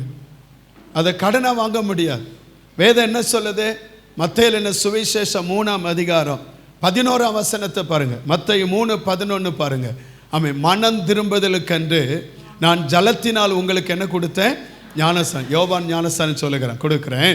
எனக்கு பின் வருகிறவரோ என்னிலும் வல்லவராக இருக்கிறார். அவருடைய பாதரட்சைகளை சுமப்பதற்கு நான் பாத்திரன் அல்ல. அவர் பரிசுத்த ஆவியினாலும் அக்கினினாலும் உங்களுக்கு ஞானஸ்நானம் கொடுப்பார். ஒரு அல்லையில சொல்லுங்க பார்க்கலாம். ஆமென். யோவான் 14ஆம் அதிகாரம் 16, 17 வசனம். யோவான் 14, 16, 17 வசனத்தில் பாருங்க. நான் பிதாவை வேண்டிக் கொள்வேன், அப்பொழுது என்றென்றைக்கும் உங்களுடனே கூட இருக்கும்படிக்கு சத்திய ஆவியாகிய வேறொரு தேற்றரல்னே அவர் உங்களுக்கு தந்தருளுவா. உலகம் அந்த சத்திய ஆவியானவரை காணாமலும் அறியாமலும் இருக்கிறபடியா அவரை பெற்றுக்கொள்ள மாட்டாது. அவர் உங்களுடனே வாசம் பண்ணி உங்களுக்குள்ள இருப்பதினால் நீங்கள் அவரை அறிவீர்கள். கைவைத்தலையில சொல்லுங்க பார்க்கலாம். ஆமாம். ஒரு நாளும் பரிசுத்த ஆவியானவரை விலை கொடுத்து வாங்க முடியாது. ஆமாம். அதுக்கு வேதமே நமக்கு கற்றுக் கொடுக்கிறது. அது தேவன் ஒருவர் தான் அதை நமக்கு தர முடியும். ஸ்தோத்திரம். இது விலை கொடுத்து வாங்க முடியாது. அப்போஸ்தலர் 8ஆம் அதிகாரத்தில் பாருங்க, ஒரு சம்பவத்தை அங்கே சொல்லப்பட்டிருக்கிறது. அப்போஸ்தலர் 8ஆம் அதிகாரம் 18ஆம் வசனத்தில் மாய வித்தக்காரனாகிய சீமோனை குறித்து வாசிக்கிறோம்.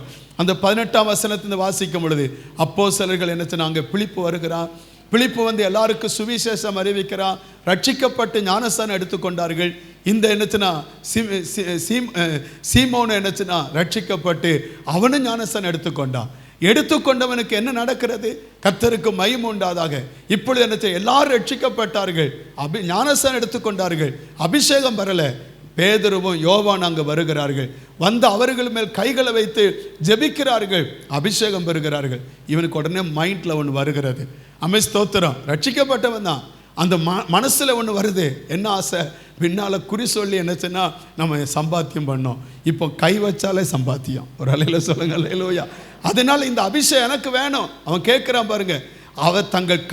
நான் எவன் மேல் கைகளை வைக்கிறவனோ அவன் பரிசுத்த ஆவியை பெறத்தக்கதா எனக்கும் இந்த அதிகாரத்தை கொடுக்க வேண்டும் என்றான். எப்படி? பணத்தை கொடுத்து கேட்டான். அடுத்து என்ன வசனம் சொல்லுது? 20ஆம் வசனம் பாருங்க. பேதுரு அவனை நோக்கி, தேவனுடைய வரத்தை பணத்தினாலே சம்பாதித்து கொள்ளலாம் என்று நீ நினைத்தபடியினால் உன் பணம் உன்னோடு கூட நாசமாய் போக கடவுது. 21 வாசிக்கிறோம். அமைத்தோத்தரன், உன் இருதயம் தேவனுக்கு முன்பாய் செம்மையாய் இராதபடினால் இந்த விஷயத்தில் உனக்கு பங்கும் இல்லை, பாகமும் இல்லை. அல்லேலூயா. பரிசுத்த ஆவியானவரை பெற்றுக்கொள்ளணும். எப்போ பெற்றுக்கொள்ளணும்? முதலாவது நம்மை ஆண்டவருக்கு தியாகமாய் ஒப்பு கொடுக்கணும். ஆமென். கர்த்தருக்கு நம்மை ஆண்டவருக்கு தியாகமாய் ஒப்பு கொடுக்கணும். ஆண்டவர் சொன்னார், தன்னைத்தான் வெறுத்து தன் சிலுவையை எடுக்காதவன் எனக்கு சீசனாய் இருக்க மாட்டான். ஸ்தோத்திரம். என்னை காட்டிலும் அவரை காட்டிலும் தகப்பனையாவது தாயையாவது அதிகமாய் நேசிக்கிற சகோதரனாவது சகோதரியாவது பிள்ளையாவது அதிகமாக நேசிக்கிறவன் அவனுக்கு என்ன என்னிடத்தில் இடமில்லை என்று ஆண்டவர் சொல்லியிருக்கிறார். உங்களுக்குள்ளாண்ட எல்லாவற்றையும் வெறுக்காதவன் ஸ்தோத்திரம் எனக்கு சீசனா என்னை பின்பற்ற முடியாதுன்னு சொன்னான். ஸ்தோத்திரம். அவரை ஜீவனை வெறுத்து அவரை பின்பற்ற வேண்டும். நமக்கு உண்டானதையெல்லாம் வெறுத்து அவரை பின்பற்ற வேண்டும். நமக்கு இருக்கிற உறவுகளை எல்லாம் என்ன ஸ்தோத்திரம் விட்டு அவரை பின்பற்ற வேண்டும். ஆபிரகாமை பார்த்து அதான் ஆண்டவர் சொன்னார். ஸ்தோத்திரம். நீ வா என்று ஆண்டவர் கூப்பிட்ட பொழுது ஸ்தோத்திரம் அவர் சொன்னார், உன் இனத்தையும் உன் தேசத்தையும் உன் இனத்தையும் உன் குடும்பத்தையும் விட்டு நான் காண்பிக்கிற தேசத்துக்கு வா, நான் உன்னை ஆசீர்வதிப்பேன்னு கர்த்தர் சொன்னார். அல்லேலூயா. தேவனுக்கு மகிமை உண்டாவதாக. எந்த ஒருவன் தன்னை வெறுக்காமல் இந்த உலகத்தினுடைய காரியத்தை வெறுக்காமல் உலகத்தை நேசிக்கிறானோ அவனுக்கு தேவனிடத்தில் இந்த காரியத்தில் பங்கு இல்லவே இல்லை. நம்மை வெறுக்கிறவர்கள் அவர்களுக்கு உண்டு. ஆமென். ரெண்டாவது யாருக்கு ஆண்டவர் கொடுக்கிறார்? லூக்கா 11ஆம் அதிகாரம் 11ஆம் வசனம் சொல்லுகிறது. லூக்கா 11:11 வாசிக்கிறோம். ஸ்தோத்திரம். லூக்கா 11:11 உங்கள் தகப்பனா இருக்கிற ஒருவனிடத்தில் மகன் அப்பத்தை கேட்டால் அவனுக்கு கல்லை கொடுப்பானா? மீனை கேட்டால் மீனுக்கு பதிலாக பாம்பை கொடுப்பானா? அடுத்த வசனம் பாருங்க. அல்லது முட்டையை கேட்டால் தேலை கொடுப்பானா? அடுத்த வசனம். பொல்லாதவர்களாகி நீங்கள் உங்கள் பிள்ளைகளுக்கு நல்ல ஈவை கொடுக்க அறிந்திருக்கும் போது பரமபிதானவர் தம்மிடத்தில் வேண்டிக் கொள்வர்களுக்கு பரிசுத்த ஆவியை கொடுப்பது அதிக நிச்சயமாய். ஒரு அலையில சொல்லுங்க அல்லேலூயா. ரெண்டாவது காரியம், முதல் உங்களை வெறுத்து அவரை நேசிக்கணும். ரெண்டாவது காரியம் வேதம் சொல்லுகிறது ஸ்தோத்திரம் நமக்கு தகப்பன் மகன் என்கிற உறவுக்குள்ளாய் வர வேண்டும். அல்லேலூயா. தகப்பன் மகன் என்கிற உறவு எப்போ வருகிறது? அவரோடு கூட உடன்படிக்கை ஞானஸ்தானம் என்கிற ஒன்றை எடுக்கும் பொழுது அவருக்கும் நமக்கு ஒரு பந்தம் உண்டாகிறது. இன்னும் என்னுடையவன் என்று கர்த்தர் சொல்லுகிறார். அல்லேலூயா. இவள் என்னுடையவள் என்று சொல்லுகிறார். கர்த்தருக்கு மகிமை உண்டாவதாக. அப்பொழுது ஆண்டவர் சொல்லுகிறார், இவன் நேசகுமாரன் என்று என்னச்சுன்னா அவர் என்னச்சுன்னா பேர் கொடுக்கிறார். என் அன்பு தேவ பிள்ளைகளே, அவருடைய பிள்ளைகளாய் மாறினால்தான் சுதந்திரவாளியாய் மாற வேண்டும். மாற முடியும். வேதா தான் சொல்லுகிறது. யோவான் 1:12 அவர் மேல் விசுவாசம் உள்ளவராய் அவரை ஏற்றுக்கொண்டால் எத்தனை பேரோ அத்தனை பேர் அவருடைய பிள்ளைகளாகும்படி அதிகாரம் கொடுத்தார். கானானிய ஸ்திரீ காணியாட்சிக்கு புறம்பானவள் எப்போ பிள்ளைங்கிற ஸ்தானத்திற்கு வந்தாலோ அவள் வேண்டிக் கொண்டதை கர்த்தர் அவருக்கு அருளி செய்தார். அல்லேலூயா. உன் மன விருப்பத்தின்படி உனக்கு ஆக கடவது என்று கர்த்தர் சொன்னார். தேவனுக்கு மகிமை உண்டாவதாக. இரண்டாவது, அவரிடத்தில் வேண்டிக் கொள்ளும் பொழுது, அப்பா என்று கூப்பிடும் பொழுது அவர் நமக்கு பரிசுத்த ஆவியை தருகிறார். நான்காவது வேதம் நமக்கு சொல்லுகிறது. யோவான் 7:37-38 வசனத்தை வாசிக்கும் பொழுது, யோவான் 7:37-38 பண்டிகையின் கடைசி நாக பிரதான நாள் இயேசு நின்று சத்தமிட்டு, ஒருவன் தாகமாயிருந்தால் என்னிடத்தில் வந்து பானம் பண்ண கடவுள். வாஞ்சை உள்ளவனை தண்ணீரால நிரப்புகிற தேவன் அவர். அல்லேலூயா சொல்லுங்க. அல்லேலூயா. ஆமே. ஓ தாகமாயிருக்கிற நீங்க எல்லாரும் என்னண்டைக்கு வாருங்கள். பணம் இல்லாமலும் ஸ்தோத்திரம் என்னிடத்தில் வந்து நீங்கள் பெற்றுக்கொள்ளுங்கள் என்று ஆண்டவர் சொன்னார். தேவனுக்கு மகிமை உண்டாவதாக. வாஞ்சை உள்ளவர்களை அவர் ஆத்துமாவை அவர் நிரப்புகிற தேவன் நம்முடைய ஆண்டவர். அது மட்டுமல்ல, அதற்கடுத்து 38 வசனம் வேத வாக்கியம் சொல்லுகிறபடி, என்னிடத்தில் விசுவாசமாக இருக்கிறவனோ அவன் உள்ளத்திலிருந்து ஜீவ தண்ணீர் உள்ள நதிகள் புறப்பட்டு போகும். ஆமே. கடைசியாக வேதம் சொல்லுகிறது. அப்போஸ்தலர் 1:4 இயேசு சொன்னார், அன்றையும் அவர்களுடனே கூடி வந்திருக்கும் பொழுது அவர்களை நோக்கி யோவான் ஜலத்தினால் ஞானஸ்தானம் கொடுத்தார். நீங்கள் சில நாளைக்குள்ளே பரிசுத்த ஆவியினாலே ஞானஸ்தானம் பெறுவீர்கள். 5 ஆகையால் நீங்கள் எருசலேமை விட்டு போகாமல் என்னிடத்தில் கேள்விப்பட்ட பிதாவின் வாக்குத்தத்தம் நிறைவேற காத்திருங்கள். 13 பாருங்க. அவர்கள் எல்லாரும் அங்கே தங்கியிருந்தார்கள். என்ன செய்தார்களா? அங்கே சகோதரன் யூதாவும் தங்கியிருந்தார்கள். 14 சொல்லுது, அங்கே அவர்கள் எல்லாரும் என்ன செய்ய ஸ்தோத்திரம் ஒருமனப்பட்டு ஜபத்திலையும் வேண்டுதலையும் தரித்திருந்தார்கள். அல்லேலூயா. ஸ்தோத்திரம். எந்த ஒரு தேவ பிள்ளை ஆண்டவரே எனக்கு இது தேவை என்று வாஞ்சையோடு அவருடைய சமூகத்தில் காத்திருக்கிறோமோ, வாஞ்சையோடு விசுவாசத்தோடு அவரிடத்தில் கேட்கிறோமோ, அந்த தேவ பிள்ளைக்கு ஆண்டவர் நிச்சயமாய் கொடுப்பார். 2 வரும்பொழுது அப்போஸ்தலர் 2 1 வாசிக்கிறோம். ஸ்தோத்திரம். பெந்தெக்கோஸ்தே என்ன நாள் வந்தபோது அவர்கள் எல்லாரும் ஒருமனப்பட்டு ஓரிடத்தில் வந்திருந்தார். ஒரு அலையில் சொல்லுங்க. அல்லேலூயா. பலிபீடம் உடைக்கப்பட்டுட்டு பலிபீடம் சதறி போயிருக்கிறது. அந்த பலிபீடத்தை முத செப்பனிடப்படுவதற்கு முன்பாக எலியா சொன்ன ஒரு காரியம், எல்லாரும் என்கிட்ட வாங்கன்னு சொன்னான். அல்லேலூயா. எல்லாரும் கிட்ட வந்தாங்க. பலிபீடம் செப்பனிடப்பட்டது. எந்த பலிபீடத்தில் அக்கினி இறங்காமல் இருந்ததோ அங்கே அக்கினி இறங்கி வந்தது. ஜனங்கள்லாம் பார்த்து சொன்னாங்க, கர்த்தரே தெய்வம், கர்த்தரே தெய்வம் என்று சொன்னாங்க. என் அன்பு தேவ பிள்ளைகளை எல்லாம் ஒருமனப்பட்டு ஓரிடத்தில் கூடி வந்து ஒரு மனதமாக இருக்கும் பொழுது வேதம் சொல்லுது, 1:2 வாசிக்கிறோம்.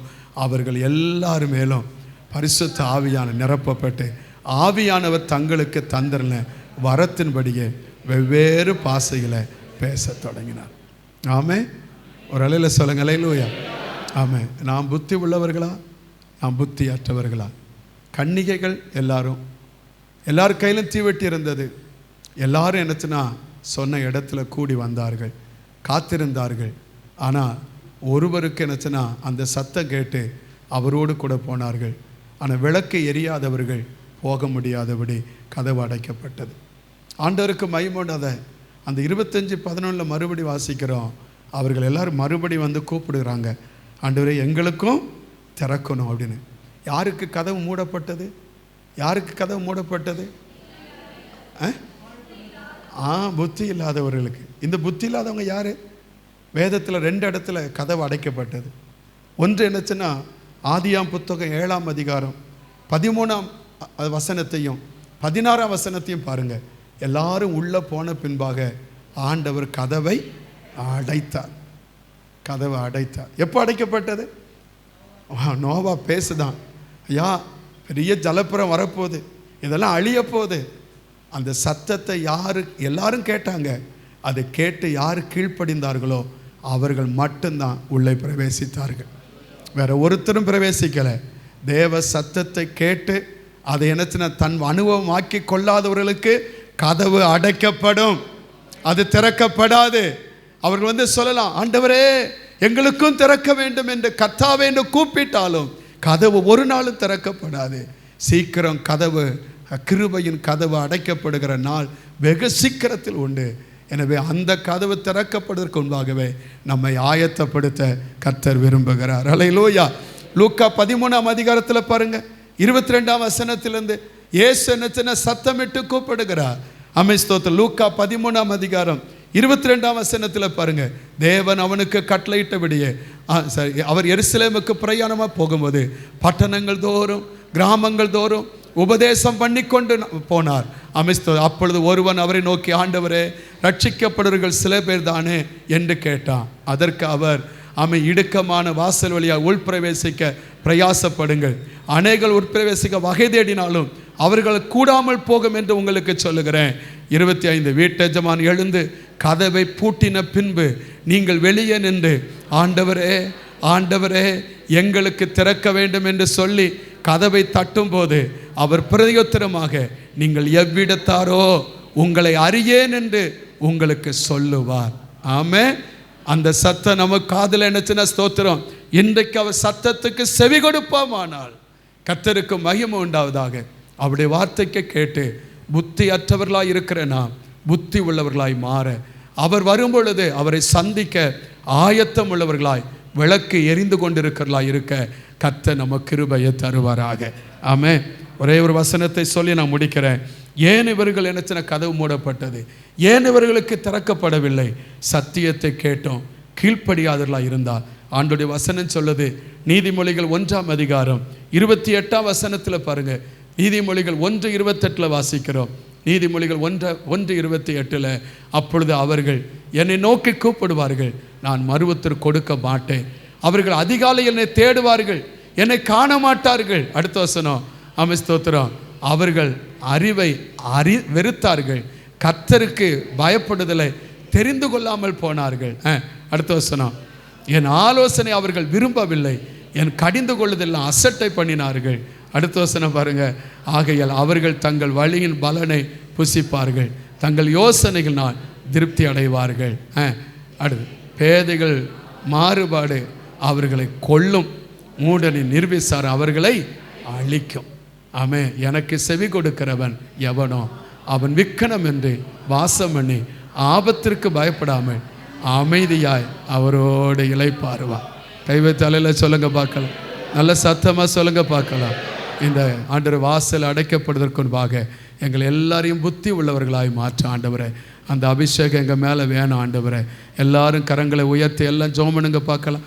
எல்லாம் கரங்களை உயர்த்தி ஜோமனுங்க பார்க்கலாம். ஆமே. ஸ்தோத்திரம். எல்லாரும் ஆண்டவரை பார்த்து எங்கள் எல்லாரையும் புத்தி உள்ளவர்களாய் மாற்ற ஆண்டவரே. சொல்லுங்கள், புத்தி உள்ளவர்களாய் மாற்ற ஆண்டவரே, புத்தி உள்ளவர்களாய் மாற்ற ஆண்டவரே, புத்தி உள்ளவர்களாய் மாற்ற ஆண்டவர். எல்லாரும் நல்ல வாயை திறந்து ஆமே ஸ்தோத்திரம். ஆமே. ஆண்டவருக்காக காத்திருந்து நம்ம கைவிடப்பட்டு விடக்கூடாது, கதவு நமக்கு அடைக்கப்பட்டு விடக்கூடாது. ஆமே ஸ்தோத்திரம். எல்லா தீவெட்டி இருக்கிறது, ஆனால் இன்னும் நமக்கு அந்த தீ எரிவதற்கான ஆமே ஸ்தோத்திரம் எண்ணெய் இல்லாமல் இருந்தால் இன்றைக்கு அந்த கிருபை ஆண்டவர் நமக்கு தருவாராக. அது தேவனை தவிர வேறு ஒருவராலும் கொடுக்கப்பட முடியாது. பாஸ்டரால் கொடுக்க முடியாது, ஆமே பாஸ்டமாவால் கொடுக்க முடியாது, நண்பர்களால் கொடுக்க முடியாது, பணத்தினால் வாங்க முடியாது. அது தேவன் ஒருவரே நமக்கு தந்தருளுவார்.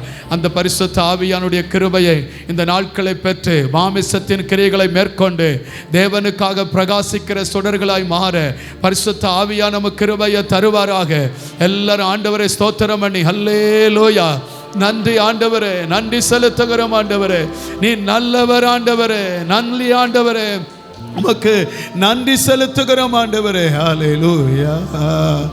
ஆனந்த தைலத்தால் அபிஷேகம் செய்தீர் ஆவியானவரே, என்னை ஆனந்த தைலத்தால் அபிஷேகம் செய் ஆவியானவரே,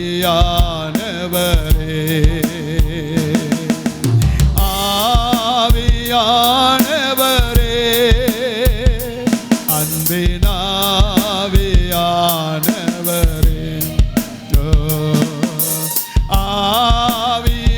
ஆவியானவரே, அன்பினாவியானவரே,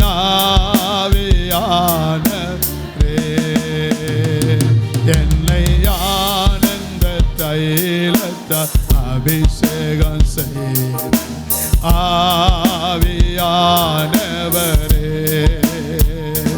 என்னை ஆனந்த தைலத்தால் அபிஷேகம் ஆவியானவரே,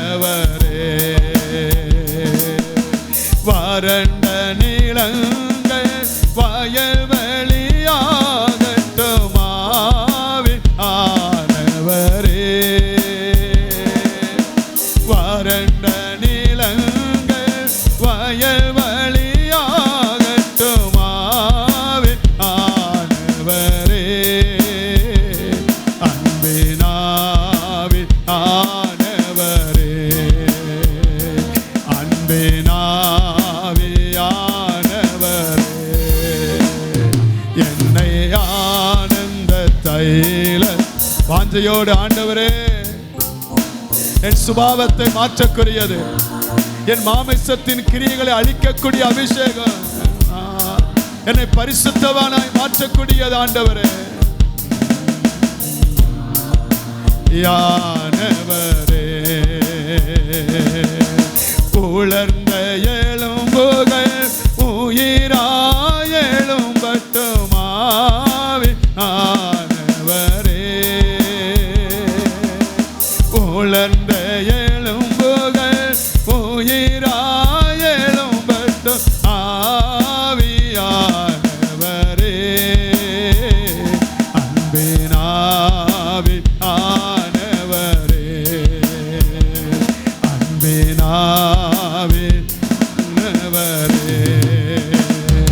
என்னை ஆனந்த தைல எங்க ஒவ்வொருவரையும் ஆண்டவரே, எங்கள் சிந்தை பரிசுத்தம் உள்ளதாய் மாற, எங்கள் இருதயம் பரிசுத்தம் உள்ளதாய் மாற, எங்கள் பார்வை பரிசுத்தம் உள்ளதாய் மாற, உம்முடைய ஆவியின் அபிஷேகத்தினால் நடத்தப்பட ஆவியானவரே,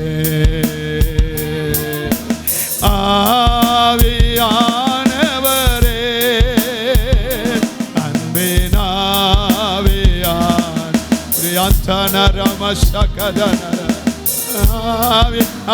ஆவியானவரே, அன்பினாவியானவரே, சொல்லுங்க. ஆவியானவரே, அன்பினாவியானவரே, ஆவியானவரே, ஆவியானவரே,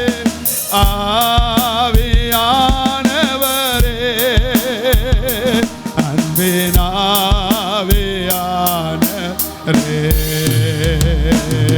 நல்ல கைகளை தட்டி ஆண்டவருக்கு மகிமை செலுத்து.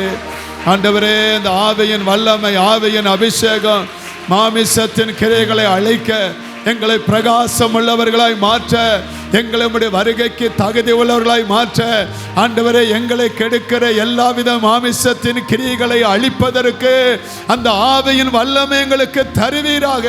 எங்களை பிரகாசம் உள்ளவர்களாய் மாற்றக்கூடியதப்பா, அது எங்களுக்கு தந்து எங்களுக்கு நடத்தும் ஆண்டவரே.